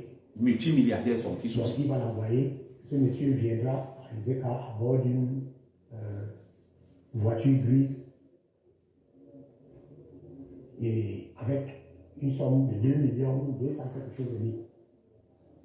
Avec un mot où son père va, et puis que je dois lui faire la décharge. Et il enseigne ce mot, et puis par son père, et signé par son père, ça serait avancer d'être interprétant de quelqu'un. Je vais donc prendre les 2 millions dans sa tête, ça peut être le 2 de ma mère. J'ai tous les documents là écrits. Signé Général Mpaye. Arrivé dans mon village à 8 hectares. Il y avait plus de 1200 personnes dans ce lieu. Le reste de l'argent, le gérant Mpaye va plus le lever jusqu'aujourd'hui. Je vais repartir là-bas à nouveau faire le bruit dans son bureau, lui demander mon argent. À ce moment encore, là, il va encore me faire une note que je détiens présentement, que parce que nous sommes en train de louer certaines choses à certains Chinois, qui disaient que dès que les Chinois font seulement le versement de cet argent, la dette d'interférence payée en priorité numéro 1, c'est écrit noir sur blanc. Oui, j'ai vu le document. Son cachet et sa main de couture. Jusqu'aujourd'hui, je n'ai rien. Et c'est donc comme ça que voulant commencer à me menacer, que je dois seulement lui donner les 2 titres fonciers, le 50 hectares, le 38 hectares, je vais lui dire jusqu'à ce qu'il me paye. Il va commencer à m'appeler au téléphone, je vais refuser de prendre ses appels. Il va commencer à me commissionner encore ailleurs, je vais lui dire que je travaille plus jusqu'à ce que lui me fasse l'école. Et c'est comme ça donc un matin, je suis assis. Le commandant de compagnie, Sali, m'appelle, il y a une plainte qui est sortie de Yaoundé. Il a envoyé une plainte contre moi. Et la plainte disait que le commandant de compagnie doit arracher tout ce que j'ai entre les mains. Que ce soit pour lui, que ce soit pour moi. Les armes, les voitures, les champs, et tout. 6 mois d'enquête, avec les preuves que je vais amener à la compagnie. Le commandant de compagnie va me déférer 6 fois. Un matin, chaque matin, il vient à la maison, dès que le gérant par l'appel, seulement pour l'expliquer, il prend la voiture, il vient marcher. Il m'amène à la compagnie, après il me défait. J'ai été déféré 6 fois de parquet des écarts devant le procureur Yaya. Le procureur Yaya m'a libéré 6 fois, les 6 fois. Vous entendez? La 6e fois, le procureur Yaya a donné des instructions où le commandant de compagnie va s'en aller, n'est plus marqué. Ce n'est pas le général Mpaye qui commande dans le département de l'Empire. Puis il n'a pas nommé comme procureur, c'est lui qui dit qu'on arrête. Le nom est quel? Le Cabral. En plein cours, avec tout le boulot qu'il avait, il va ajouter, aller dire au général Mpaye, tant qu'il n'a pas donné l'argent de cet enfant, personne ne me le défendra en prison, pas quand je vais partir. Personne ne va le défendre en prison. Et à l'époque, j'avais été si malin parce que quand les promos commençaient à accompagner, j'ai pris tous les dossiers. Je suis parti voir le procureur Yaya, qui est président des tribunaux de gars, il est là. Et je suis parti voir aussi le président des tribunaux du qui est président des tribunaux de gars, et comment. Je les ai montré tous les dossiers, les titres fonciers, les milliers de salles, les dizaines de terrains, les maisons, tout cet argent, les terrains, les maisons, tout ça. Ce n'est pas vrai. Comment une seule personne peut avoir une certaine de 70 terrains dans ce pays? Comment une seule personne peut avoir des choses comme ça à des milliards et des milliards de francs? Parce que l'histoire de c'est des histoires de milliards. Je vous dis des milliards de francs. Oui, je suis obligé de baisser le son, madame, ma mère Céline Mengue. Les voix, la même fille de parti fait qu'on après, les voix, et avec de l'argent. Ils vont dire à la fille de parti, nous ne pouvons pas mettre une tête en prison parce que tu n'es pas travaillé avec ton père. Par contre, vous prenez l'argent là, vous donnez-le. Vous voulez vous séparer avec lui, donnez-lui ce qu'il demande, vous vous séparez avec lui. C'est un enfant, même qui manque de vous ne pouvez pas dire que vous prenez tout. Et vous dites qu'on le met en prison. Non, on ne peut pas le faire, c'est l'autre qui vient le faire. C'est comme ça que la fille de l'argent, Colère va aller voir son père. Alors ils passeront dans l'étape supérieure. Ils iront me porter plein au CED. Là-bas au CED déjà me chercher à les écrans. Oui, j'avais dans le cas. Ils vont me trouver, ils vont me chercher pendant 3 jours. Au 4e jour, quand je comprends qu'ils sont rentrés, moi-même je vais quitter seul. Je vais arriver au CED. Et je vais me présenter là-bas que bon, voici, c'est moi que vous êtes venu chercher à les écrans. Mais je ne voulais pas que vous m'arrêtez comme un vulgaire.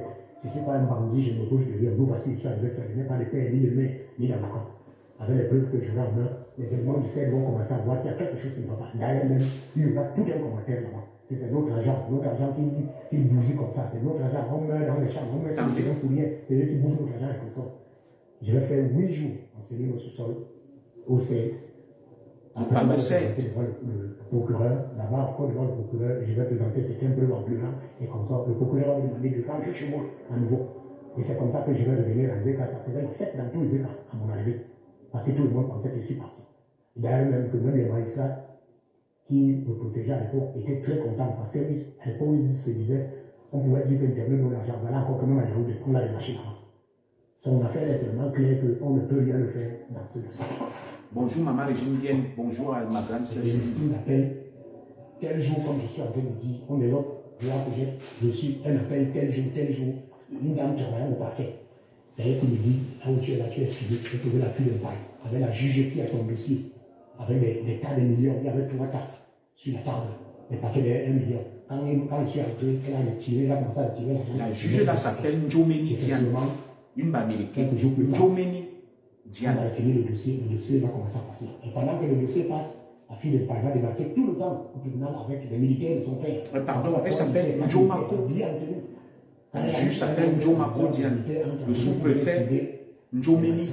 Et pendant que l'audience passe, la fille de Payan vient de donner les enveloppes l'argent en pleine audience, en leur disant que comme l'audience est sortie, est finie tard, et voilà votre carburant, vous allez rentrer dans votre carburant. Pourtant, c'est même secret. Et à l'époque encore, il y avait encore un jeu que la fille de Payan avait utilisé. Elle était d'abord venue me voir. Elle m'a dit, ton père, le gérant ne peut pas te mettre en prison. Tout ce qu'il m'a dit, c'est que les 2 titres fonciers que tu as, c'est pas l'État, le tournoi d'État, tu me donnes. C'est là où je me suis donc le Barnas.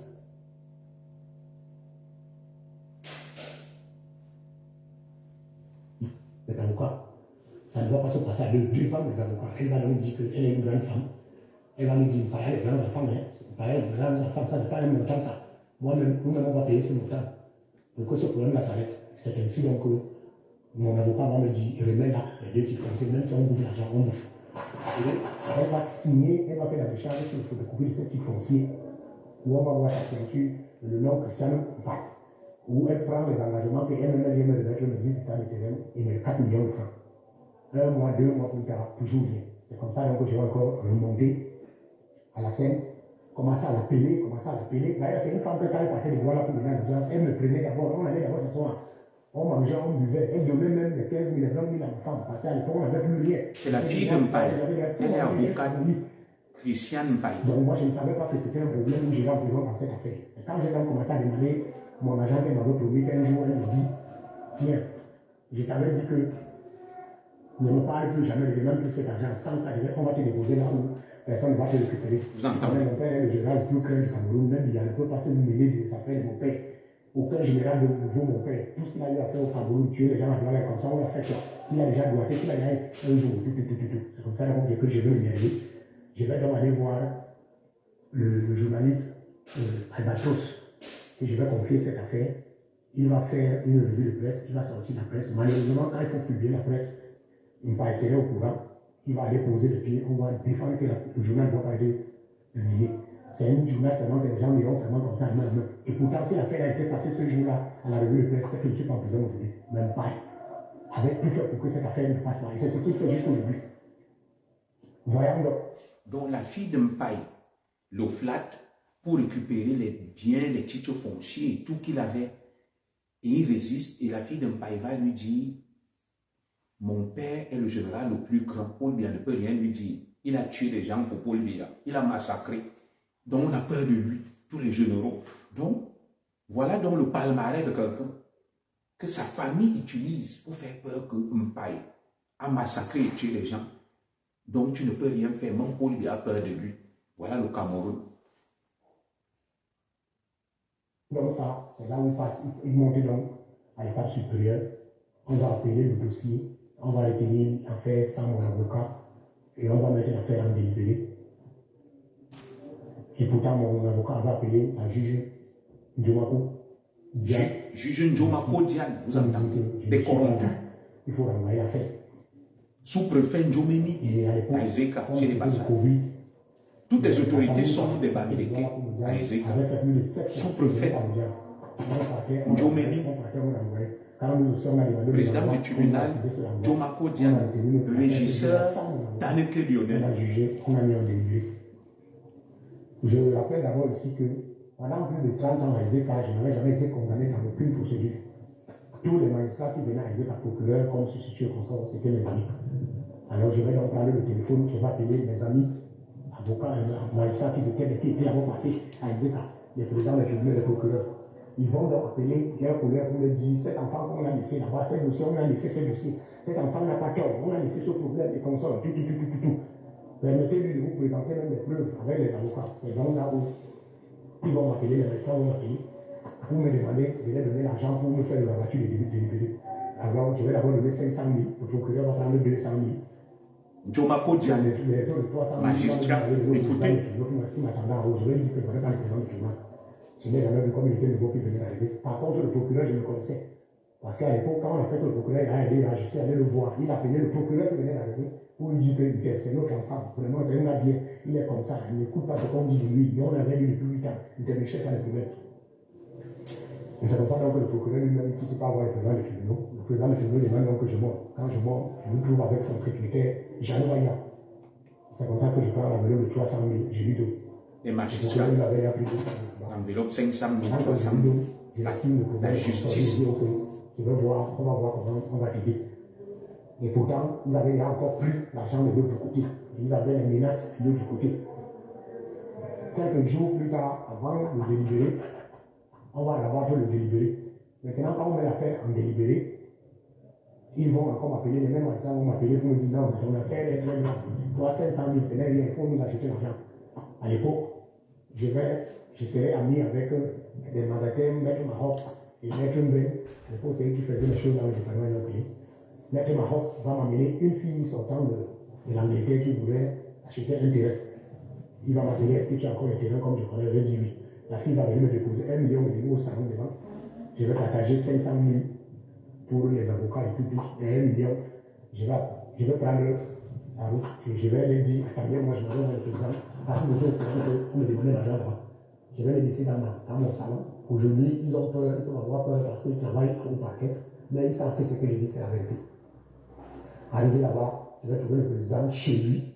On était en train de le faire sa maison, puisque notre président venait de livrer la maison. Il était en complet dans une belge, avec sa voiture garée dehors. Je vais prendre 1 million là, je vais lui donner. Quelques jours plus tard, je sois condamné à 2 ans de ferme, 10 millions de dépenses. La justice de l'argent. J'ai failli devenir fou. Le jour de ma condamnation, je ne serai pas dans la vie, je serai à Yaoundé.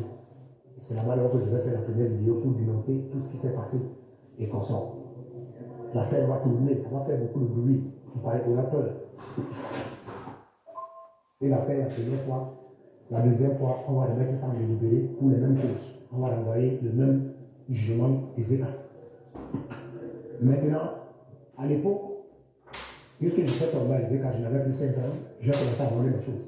Le nommé Macan, parce que le problème a beaucoup de volets. Le nommé Macan George, sortant de la France, vient à les États pour chercher les terrains. Alors je vais lui vendre 4 terrains, alors j'ai de 13 millions. Il va commencer à me payer à compte, mon agent va rester 3 millions 600 000 francs. Dès qu'il est au courant que il sera au courant qu'on m'a condamné presque à mort, parce que condamnation à mort, tout le monde disait que je ne vais jamais plus sortir de la prison.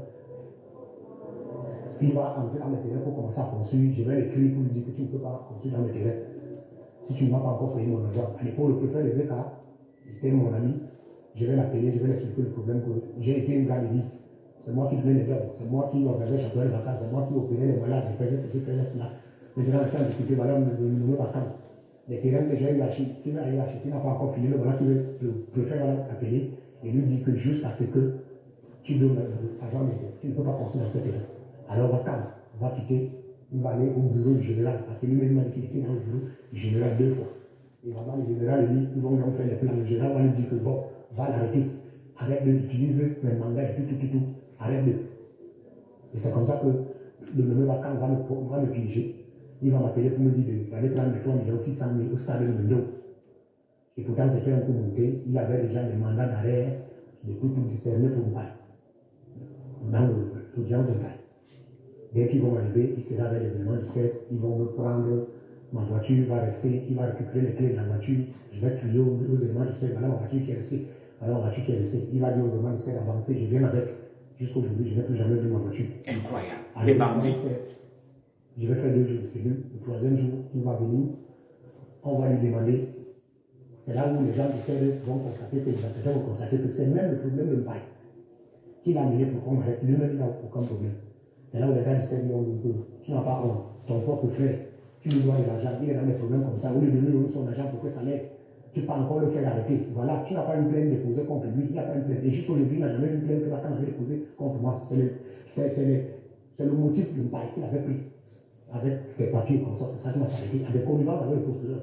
C'est là où les éléments du CEP disaient que tu as la chance que les mandats de paille sont sans équivoque, sans ça on libérait le cas sur le champ. C'est de la méchanceté qui vont même le chasser. En sortant, c'est là où on va me dire que demain, le procureur des États t'attend, on t'a déjà, il est déjà appelé. Dès que tu arrives, c'est même à 2 h du matin, on va te déférer, il t'attend là-bas. Ma voiture, il va me dire qu'il a envoyé ça à États pour la direction du parquet. Je n'ai jamais eu ma voiture jusqu'aujourd'hui, je prends déjà 2 ans. Des bandits. Et quand à la prison des États, je vais demander, je vais écrire, faire le procureur que M. Vacan m'a dit que vous êtes complice, c'est qui qui avait donné ma voiture. Le procureur ne m'a pas répondu jusqu'aujourd'hui. Je suis en train de vous parler. 8 mois dans l'obscurité. Écoutez. Et c'est donc comme ça. Écoutez donc, ça c'est la partie la plus utile. C'est que le régisseur des ECA, Taneke Lionel fait subir aux prisonniers, aux détenus à Ezeka. C'est incroyable au Cameroun, en plein 21e siècle, un individu se comporte de la sorte. Ils ont dit qu'Amourou a torturé Martinez Zoko, était un assassin. Ce régisseur compatriote Bamileke, actuellement à Mona Télé, écoutez ce qu'il fait subir aux Camerounais à la prison des États. Dans son actif, plus de 3 morts, des séances de torture. Il vit librement, je vais diffuser sa photo. Il est actuellement régisseur de la prison de Mona Télé, dans Maliki natal. Taneke Lionel, écoutez le traitement qu'il inflige aux Camerounais dans la prison des États. Écoutez, un criminel, un assassin. Que ce régisseur va me porter, il me dira que je suis en train de faire la prison des filles. Ils vont venir avec des seaux d'eau, plus de 7 seaux d'eau posés partout, tu vas voir les coups. À mon arrivée à la prison des États, directement, une prison dans laquelle j'ai donné les dons pendant 16 ans. Chaque année, je sortais dans tous les chaînes de télévision camerounaises en donnant les dons là-bas. Le régisseur va me mettre à la salle d'isolement pendant 25 jours. C'est un Bamileke qui torture les gens. Le régisseur Taneke Lionel. Parce que je suis venu, on a bloqué même les gars là que personne ne sortit. On a fait 26 jours là. Quelques minutes plus tard, le procureur des États a envoyé la compagnie de venir saisir mes téléphones. Et c'est comme ça qu'on saisit mes téléphones, parce que mes téléphones ont beaucoup de preuves déjà. Ils ont saisi le téléphone, ça a les preuves contre eux-mêmes, les magistrats, comme nous avons pris mon agent, comment ils parlaient et tout, ça a les preuves. Le général parlait, ça a les preuves et tout, ils ont récupéré les téléphones. Ils ont enlevé ça au parquet. J'ai vécu un calvaire. Les institutions sont venues de faire des rassemblements. Il ne parlait que de mon nom de Mpaï. Qui disait que je montre contre Mpaï. Il va me montrer le tout. C'est comme ça qu'il me met les chaînes aux pieds. C'est comme ça qu'il me met dans la cellule pendant 1 an. J'avais 8 mois dans la cellule justement avec les chaînes de 20 kg au pied. J'avais droit à 10 litres d'eau. J'avais droit pas de lumière, on avait coupé les lumières. Notre compatriote Taneke Lionel, régisseur à l'époque de la prison des Eka, va garder M. Thomas Dakente pendant 8 mois avec 20 kilos de chaîne au pied, lui donnant que 10 litres d'eau par semaine pour qu'il boive et se lave avec. Je vais vous diffuser sa photo. Il est actuellement régisseur de la prison de Mona Télé. Jumando ne parle pas de lui. Un assassin, un criminel, un tortionnaire. Retenez ce nom, Taneke Lionel, ancien régisseur de la prison des Eka, actuellement régisseur de la prison de Mona Télé. Voilà aussi ça que je dénonce. On a aussi l'arrêté, qu'on n'arrête pas seulement les bobdas. Quand ça arrange les autres, vous avez le nom, menez l'enquête, Taneke Lionel, assassin criminel, régisseur de prison. On l'a extirpé des Eka, il est actuellement à Mona Télé, tueur, criminel, assassin. Écoutez, c'est qu'il administre aux prisonniers. Maintenant, il a recommencé que quand un matin, j'ai commencé à envoyer les requêtes au parquet en m'expliquant aux magistrats tout ce que je vivais. Je suis même tombé en pleine audience devant les magistrats. Tombé de torture. J'ai dit à madame la juge que madame la juge, je suis torturé à la prison de Zeka. Il faut envoyer les gens là-bas contrôler. D'ailleurs, même madame la substitut procureur de l'Europe va venir là-bas, il va me trouver avec les chaînes au pied. Il va me demander qu'est-ce que tu fais avec les chaînes au pied.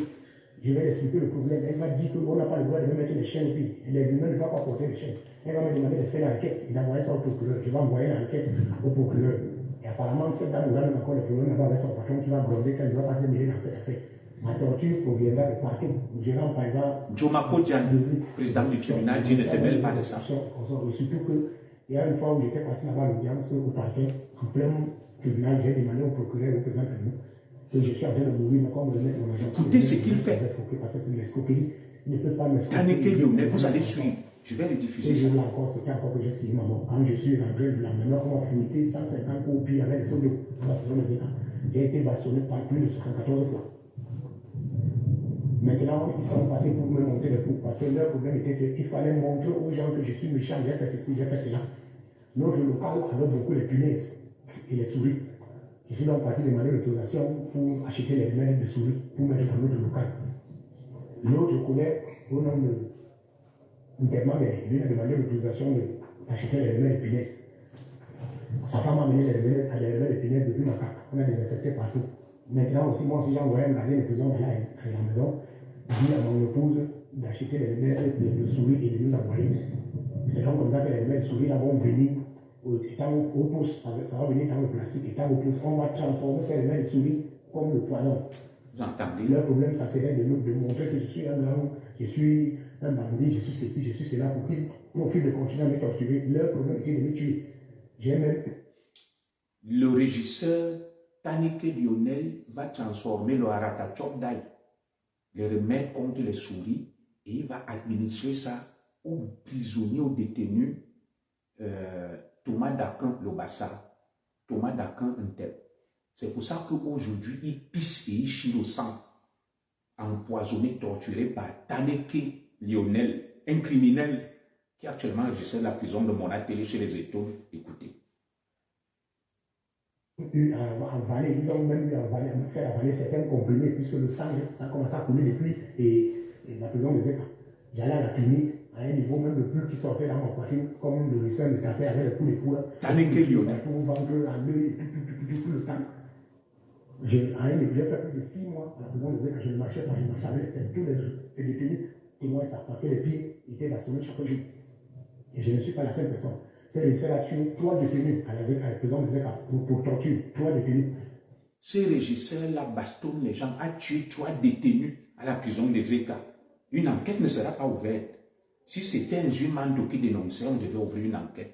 Voilà un prisonnier qui témoigne. Taneke Lionel, ancien régisseur de la prison des États, tortionnaire, bourreau, maltraite, bastonne, tue les prisonniers, leur fait boire le raticide. Taneke, je vais vous diffuser sa photo, belle longue si vous le voyez. Ce régisseur enchaînait les gens pendant 3 ans. Ce régisseur faisait manger tout un paquet de cigarettes à une détenue. Il arrête avec la cigarette, il te fait manger tout ça, il te demande de boire une bouteille d'eau. Ce régisseur avait une salle de torture dans l'église de Dieu, là où les gens priaient, c'est là où il avait accroché les chaînes. Il prenait la main de quelqu'un, il mettait là-bas en haut, les pieds ne touchent pas le sol jusqu'à ce que tu chies. Quand tu chies, tu pisses. Pendant que les gens criaient, ça se sentait à des kilomètres et des kilomètres. Quand tu finis de chier, dès qu'on t'enlève les chaînes, on te demande de rappeler tous ces urines-là et ces caca-là avec la bouche. Une équipe de sang de la prison de Zeka, on va les témoigner tout ça avec les détenus. Alors un jour, je suis parti le voir, je lui ai dit, ce traitement, c'est humain. Tu ne peux pas traiter les êtres humains comme ça, surtout que la prison de Zeka n'a pas les bagages, n'a pas les gens ne fuient pas la prison, rien. Il a acheté des matières. Le régisseur partait souvent donner l'argent pour qu'on a acheté des matières neuves, uniquement pour taper les gens. Un jour, il y a un homme, un détenu qu'on appelle mort là-bas, il est tapé, il a enlevé toute la plante de pied, toute la plante de pied est quittée. Mbamileke, régisseur terroriste, il terrorise les Bassa chez eux. Amen. Il prend son téléphone, il te demande de te lever, commence à danser, il met la musique dans son téléphone, tu danses avec lui. Après, il te dit maintenant, voilà ce que tu vas parler. Pendant que tu parles, il te prend le téléphone. C'est les vidéos là qu'il prend, il envoie à ses patrons. Que voilà ce qu'il dit. Il vous dit que la personne là est comme ça, voilà même qui a fait des témoins. Et pourtant, c'était dans le coup de la torture et comme ça. Et c'est donc comme ça que cette affaire va continuer jusqu'à ce que moi-même, mon épouse, je vais revenir en arrière. Mon épouse, que c'est elle qui a voulu amener le poison. Après, il te dit maintenant, voilà ce que tu vas parler. Pendant que tu parles, il te prend le téléphone. C'est les il envoie à ses patrons. Voilà ce qu'il dit. Voilà même qui a fait.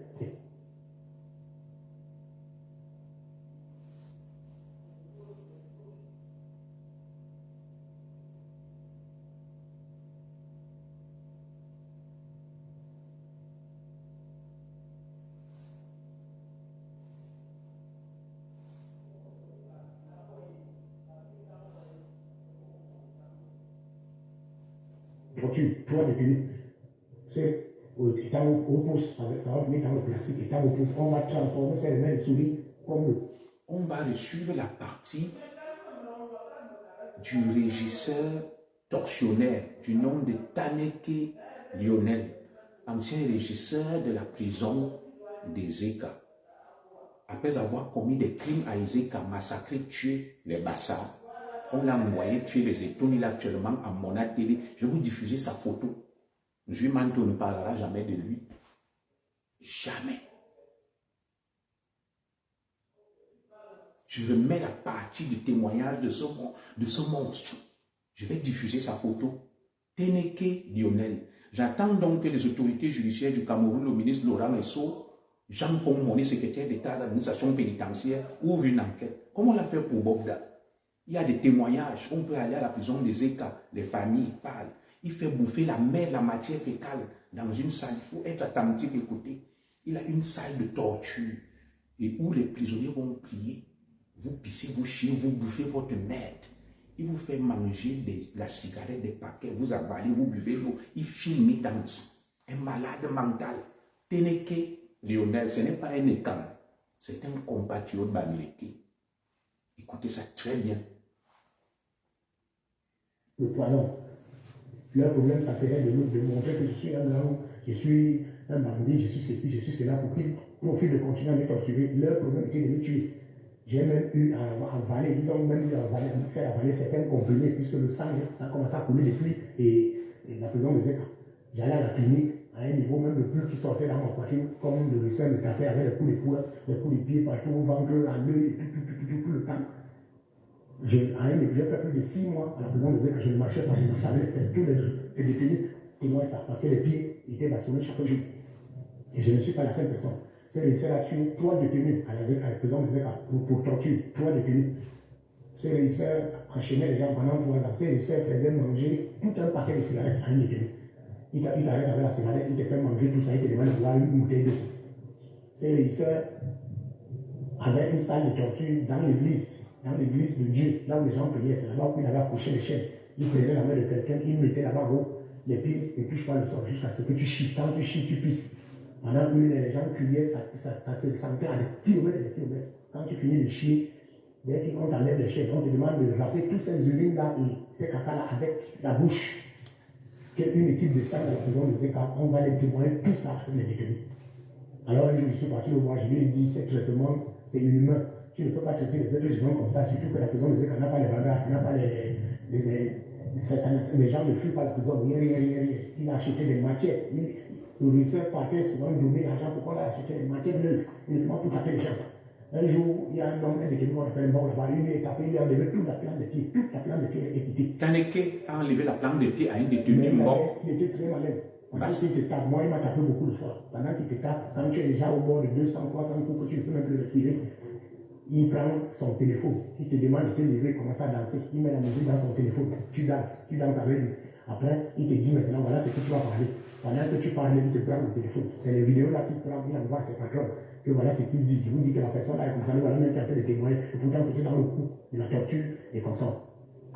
Et c'est donc comme ça que cette affaire va continuer jusqu'à ce que moi-même, mon épouse, on va mettre. Et vous allez voir, malgré ma dénonciation là, personne ne va inquiéter Taneke. Personne ne va inquiéter le fameux Taneke Lionel. Je vous diffuse sa photo. Il est actuellement régisseur à la prison de Mona Télé. Mais si c'était Zumanto, on allait dire directement. Quand je vous dis que les écames, ouvrez les yeux. Peuple de la forêt, ouvrez les yeux. Vous entendez, il fait bouffer la matière fécale, il torture, il achète des machettes, il tape les bassins, il les tue. Mais on va vous parler d'Amère Kamer. Amère Kamer a présenté la machette. Je vais transférer ses voices en Goza Perpétue à Amère Kamer et à mon aîné papa, le grand frère Messa. Je vais lui transférer, c'est quelqu'un que je respecte beaucoup. Oui. Taneke Lionel va exterminer les bassins à Ezeka. Les tortures, les tue, les déshumanise. Baston. Tape avec les machettes, blesse. Il a fait bouffer la matière fécale. Vous entendez les noms? Mbok. Ça aurait été des bamilekés qu'on traitait comme ça, qu'un bassal était un écam. La guerre allait commencer. Vous l'amenez le poison, on va prendre mon fils de 14 ou 13 ans qui fera la classe de première, on va le mettre en cellule au parquet, le procureur va lui libérer. Et ma femme serait sur mandat de recherche jusqu'au moment où je suis en train de vous dire aujourd'hui. Par exemple, donc, le département voulait bien faire des soulèvements parce que tout le monde était déjà au courant que les bachas ont menacé de se soulever. C'est comme ça qu'on a enlevé Ténéké. Et tout. Ça faisait même des polémiques entre les gardiens et le régisseur. Il y a d'autres gardiens que le régisseur envoyait pour aller arrêter, il refusait. Il a encore fait un autre truc, il a envoyé les gardiens 3 fois pour venir prendre mon argent dans les cellules. Donc, on m'a pris plus de 7 millions dans la cellule. Mon argent qui venait, il prenait. Tout l'argent qui venait, il prenait. À un niveau, je ne faisais qu'envoyer les requêtes au procureur. Il me dit que voilà quel jour on a pris. Je me rappelle, j'étais à l'audience, un avocat est venu, il a déposé plainte contre nous sommes de 450 000 qui venaient de me prendre. Ces plaintes n'ont jamais avancé. Par les avocats, les magistrats même se sont cassés sur toutes ces plaintes. Jusqu'aujourd'hui où je suis en train de vous parler. Et pourtant, il y a eu des requêtes. Le procureur était au courant. Il pouvait même tout faire. Il a refusé. Leur problème était que je devais mourir. Mais Dieu n'a pas voulu. Voyant donc que l'affaire était déjà aussi grave comme ça, c'est comme ça qu'un matin, je suis dans mon enchaîné, comme je suis enchaîné. D'ailleurs, le régisseur, pour me tuer, il était parti, il a fait une autre porte à la misérie. Écoutez, il est maintenant jeté sur la porte qui était la porte. Un criminel. Taneke Lionel. Ils ont regardé les trucs qui avaient un peu de lumière, ils ont fermé sa partout avec un plaquet pour que je ne voie plus. Aujourd'hui, je suis en train de vous dire, ma vision, je ne vois plus. Aujourd'hui, je suis en train de vous parler. 8 mois dans l'obscurité. 8 mois dans l'obscurité. C'est comme ça que ce régisseur va me porter et qui me dira que je suis en train d'aller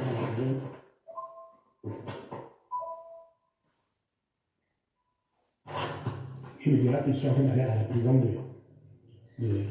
c'est le dernier vol. Il y a encore une vingtaine. Écoutez, c'est que Taneke va lui faire. Il va mettre les cagoules, il va mettre les fans, les pistolets et tout. Il va prendre 2 éléments. Je vais prendre seulement ma télévision que je vais porter au pied. Alors, je vais envoyer la nouvelle qu'on aille dire à ma famille que je me suis pris à la prison de Zeka. On m'a amené plutôt à la prison de Koudengi. Arrivé à Yaoundé, je vais voir une direction inconnue qu'on va prendre à la prison de Koudengi. Je vais trouver une voiture, une pick-up grise, garée en plein bosquet. Pick-up là-bas est garée là-bas en plein bosquet. Il y a un homme là-bas qui est court. On va m'enlever dans la voiture de lycée. C'est la voiture de lycée qui va me porter de la prison des Écarts jusqu'à Yaoundé. On va m'enlever dans la voiture de lycée. On va me mettre dans le pick-up là. Direction, c'est là où je saurais que je suis en train d'aller à Yoko, dans le Bameki. Dans la voiture, je vais voir qu'on va me tuer en route.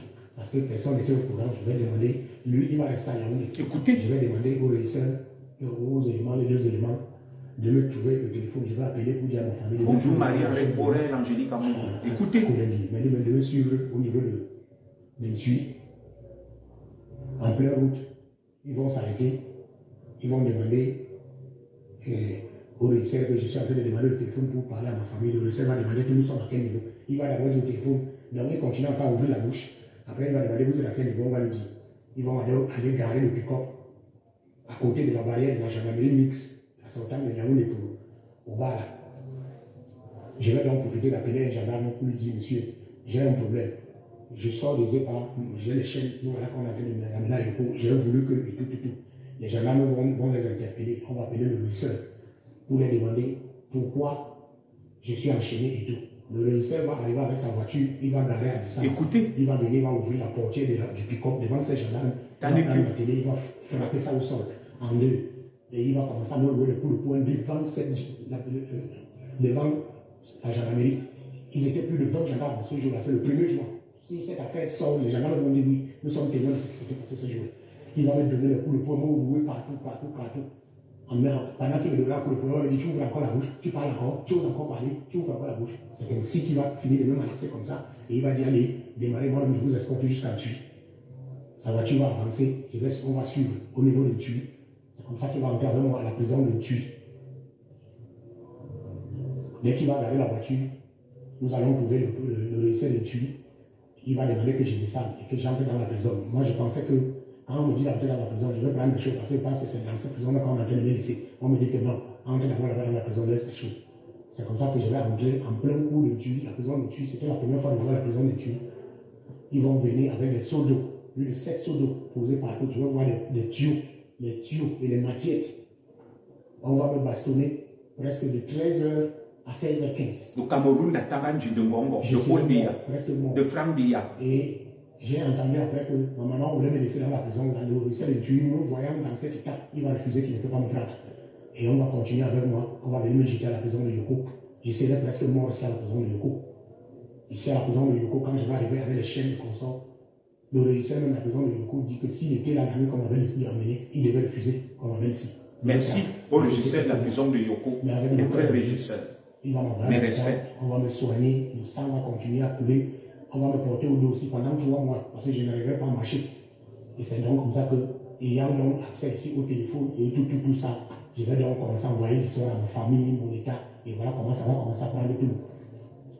Mon avocat va descendre porter plainte en Tui. La DRPG, les demandes de la DRPG vont descendre ici, m'enquêter. Après l'enquête, ils iront encore bloquer l'enquête à la DRPJ. Jusqu'aujourd'hui où je suis en train de vous dire, l'enquête est toujours bloquée à la DRPJ. On a envoyé au régisseur 3 convocations avec la DRPJ. Il a refusé de se présenter complètement. Du jamais vu dans ce pays.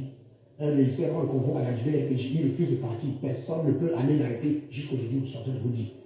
Et c'est là où j'ai encore pris un autre avocat, parce que après j'ai compris qu'on avait encore intimidé l'avocat que j'avais. C'est là où j'ai encore pris un autre avocat qui a encore repris le dossier. Maintenant, cette fois-ci, il a mené ça plutôt au tribunal militaire. Et surtout que, après, les droits de l'homme sont arrivés, ils ont enquêté toute la prison de Yoko, ils ont demandé comment je me comportais ici. Le témoignage a été que depuis que je ne me dérange pas, il n'y a pas de problème avec un détenu ni un gardien de prison, je n'ai jamais haussé la voix ici, je n'ai jamais bagarré, je ne dois pas, je ne suis pas quelqu'un à problème. Le témoignage là est allé même jusqu'au régisseur actuel. Il a dit aux gens là que vraiment interdit, je ne sais pas ce qui s'est passé à la prison de Zéka, mais ce gars, elle n'est même pas détenu ici, il ne dérange rien, il ne personne. Aujourd'hui, l'affaire est au tribunal militaire. Et même là-bas encore, ils sont allés encore déposer, ils sont partout pour bloquer l'enquête, pour que l'enquête n'avance pas. Voilà ma situation. Je suis malade, j'ai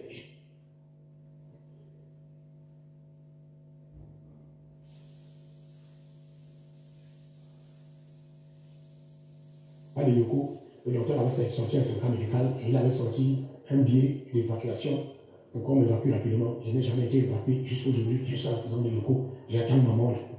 Merci beaucoup. Voilà. Nous allons nous arrêter là aujourd'hui. Et en exclusivité, je vais diffuser la photo de ce criminel, Taneke Lionel.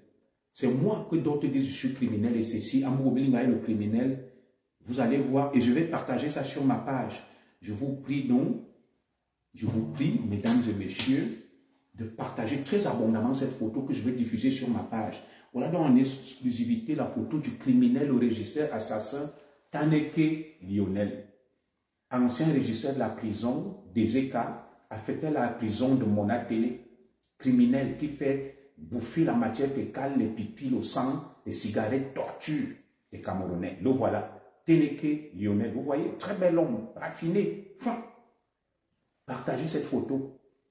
Monsieur Pongmoni, régisseur, secrétaire d'État à l'administration pénitentiaire, monsieur Laurent Esso, on s'est empressé d'aller arrêter Amougou Belinga. Faites des captures d'écran. Voilà. Il est à Monatele. Chez moi, dans la Léquier, non, les États ne vont pas t'accepter. Je ne demande pas qu'on lui fasse du mal, qu'une enquête soit ouverte. Il ne peut pas avoir tué des gens à Ezeka, les torturer en plein 21e siècle. Voilà donc une convocation au tribunal militaire. Personne ne va l'arrêter. Quand c'est Amougou Belinga, quand c'est Bruno Bidjan, on les arrête, les Bobda. Je veux qu'on arrête Taneke Lionel. Voilà un témoignage. Il y a des preuves. Qu'on passe à la prison d'Ezeka, qu'on voit les gendarmes à Monatele. Et vous, mes frères et tout le monde ça, ne le laissez pas vous torturer. Hein. C'est inacceptable. Faites des captures d'écran. Ancien régisseur de la prison d'Ezeka, actuellement régisseur de la prison de Monatele chez moi, à Moater. Taneke Lionel, faites des captures d'écran, exposez-le, partagez. Et je vais diffuser ça sur ma page tout à l'heure là. Voilà donc le Cameroun de Ngongo. Le Cameroun de Juimanto. Le Cameroun de Paul Tchouta. Ils ne vont jamais dénoncer le frère du village, bourreau, assassin, criminel, tueur, convoqué au tribunal militaire de Beti à Somo, de Gadat Setora et de Ngongo. Il refuse de se présenter.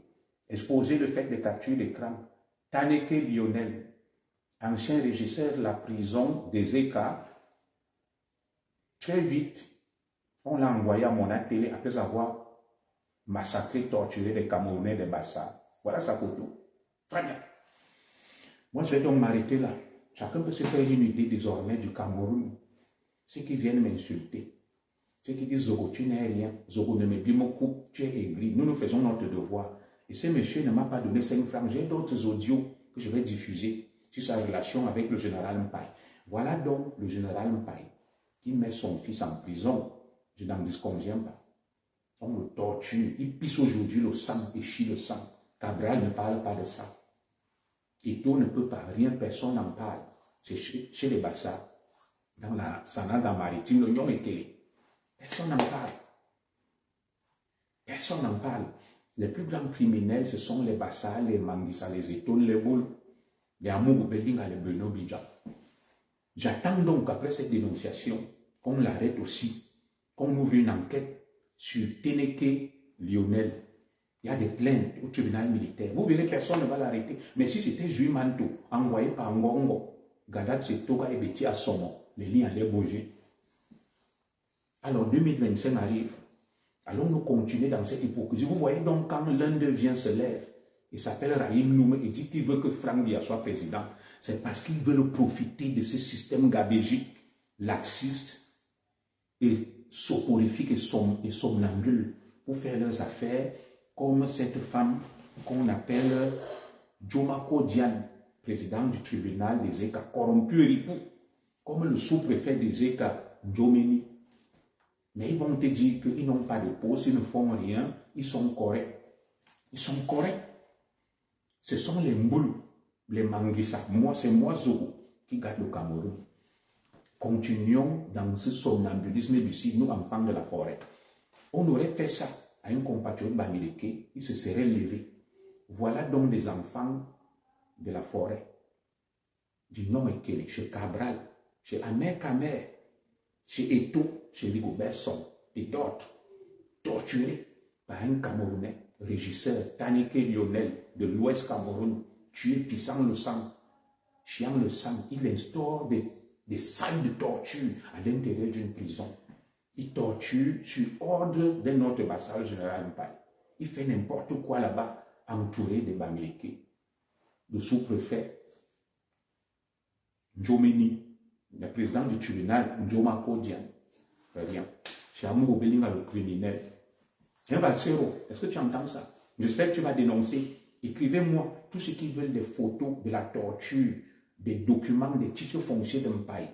30 titres fonciers de ses propriétés immobilières, acquisitions immobilières. Écrivez-moi, même sur ce régisseur, sur toute cette affaire entre le général Mpaye et Thomas Dakin Ndep. Écrivez-moi. Je vais tout vous donner. Ne dites pas que vous n'avez pas eu l'autorité du Cameroun. Vous suivez mes directs, vous êtes là. Voilà une dénonciation. On est allé, on s'est impressionné, on a dit que Jules Mando est trop fort. Oui, il est fort. On a fait arrêter Bobda et qui d'autre là? Il y a une autre affaire là. Voilà une affaire. Un criminel. J'invite toutes les associations de défense des droits de l'homme, les ONG, à se mobiliser et à traduire ce criminel en justice. Taneke Lionel, pour qu'il réponde de ses actes. Il doit rapidement être neutralisé. Il ne peut pas continuer à être régisseur de la prison de Mona Télé, où je suis né. Inacceptable.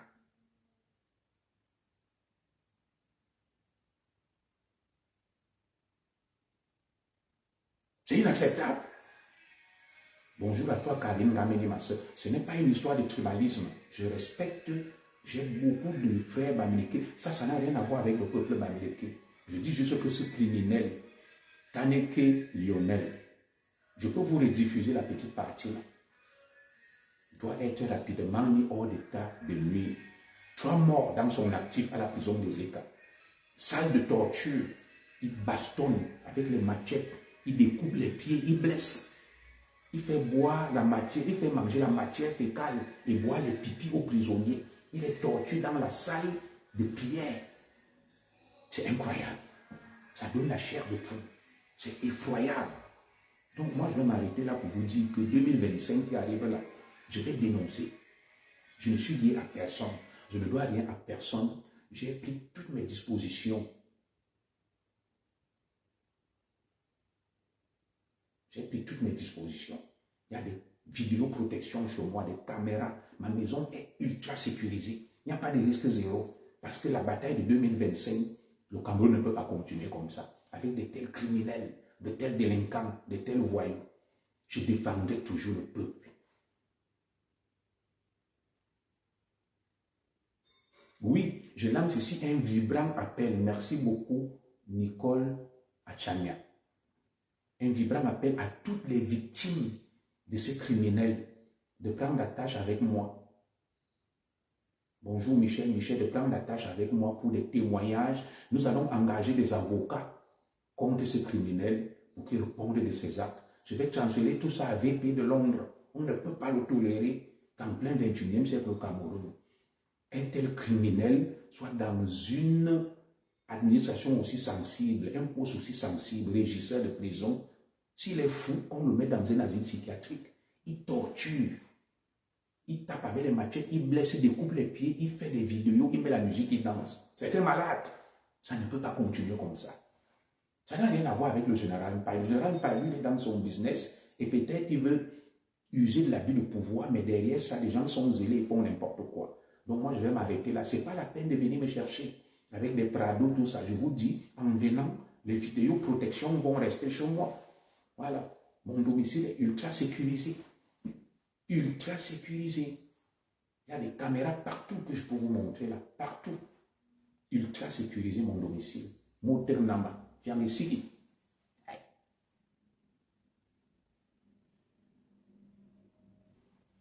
C'est très protégé, vous voyez. Ultra sécurisé. Je ne rigole pas. Tous les couloirs ont des caméras, comme vous pouvez voir là. Tout, partout. Tout, il y a des caméras. Voilà, je ne rigole pas. Donc, quelqu'un ne vienne pas là dire que chez moi est ultra sécurisé. Voilà. Je ne vais pas ouvrir la ligne, je n'ai pas assez de temps. J'ai beaucoup de rendez-vous là. Je vais encore renforcer la sécurité chez moi. Je vais m'arrêter là. je vais m'arrêter là. Donc, M. Taneke, mon général, et tous les autres que je dénonce là, j'ai pris mes dispositions pour 2025, Ngongo, Tanganji. Il y a des caméras partout, vidéoprotection, surveillance. Donc, tout est filmé sous alarme. Ma voiture a des caméras, tout, qui filment nuit et jour. Donc, je m'arrête là. Je lance donc un appel à tous les témoins de se mobiliser pour mettre hors d'état de nuire ce criminel. Je vais diffuser sa photo tout de suite sur ma page avec son nom. Ancien régisseur des ECA, aujourd'hui régisseur à Mona Télé. Nous attendons donc que les autorités du Cameroun, les ONG, les avocats qui sont considérés contre Bogda se constituent aussi en faveur d'Entep et contre ces régisseurs, les associations de droits de l'homme qui sont au Cameroun. Il y a une commission nationale des droits de l'homme, elle est où? Voilà, nous avons fait notre travail, nous avons dénoncé. Diffusez-moi cette photo, partagez, relayez-la. Que Dieu bénisse le Cameroun, que Dieu bénisse tout simplement tous les laissés pour compte, tous les pauvres, toutes les victimes des exactions. Sachez que nous sommes là, nous ne vous oublions pas. Nous ne sommes pas des justiciers, mais nous sommes les voix des sans-voix. Nous n'allons jamais reculer. Nous n'allons jamais renoncer à défendre la vérité, la justice et l'éthique. Parce qu'il y en a comme ça qui se sacrifient. Il faut bien commencer par là. Comme les Diomaye Faye, comme les Ousmane Sonko. Nous n'allons pas nous accommoder des leaders fantoches, fantomatiques, qui cherchent, n'est-ce pas, les lauriers, qui cherchent la gloriole, qui ne se sacrifient pas, qui veulent être président, qui ne défendent aucune cause, qui ne mouillent pas le maillot, qui ne se salissent pas. Non. Que Dieu bénisse les enfants du Cameroun. Que Dieu bénisse Thomas Dakin, Ntep, et que Dieu veille sur vous. Que Dieu veille sur moi. Priez, mais je prends mes dispositions. Ils peuvent m'avoir, mais s'ils montent, il y aura des traces. Comme je l'ai dit, tout est ultra sécurisé chez moi. Tout est bunkérisé, tout est filmé. Voilà. Merci beaucoup. Inch'Allah.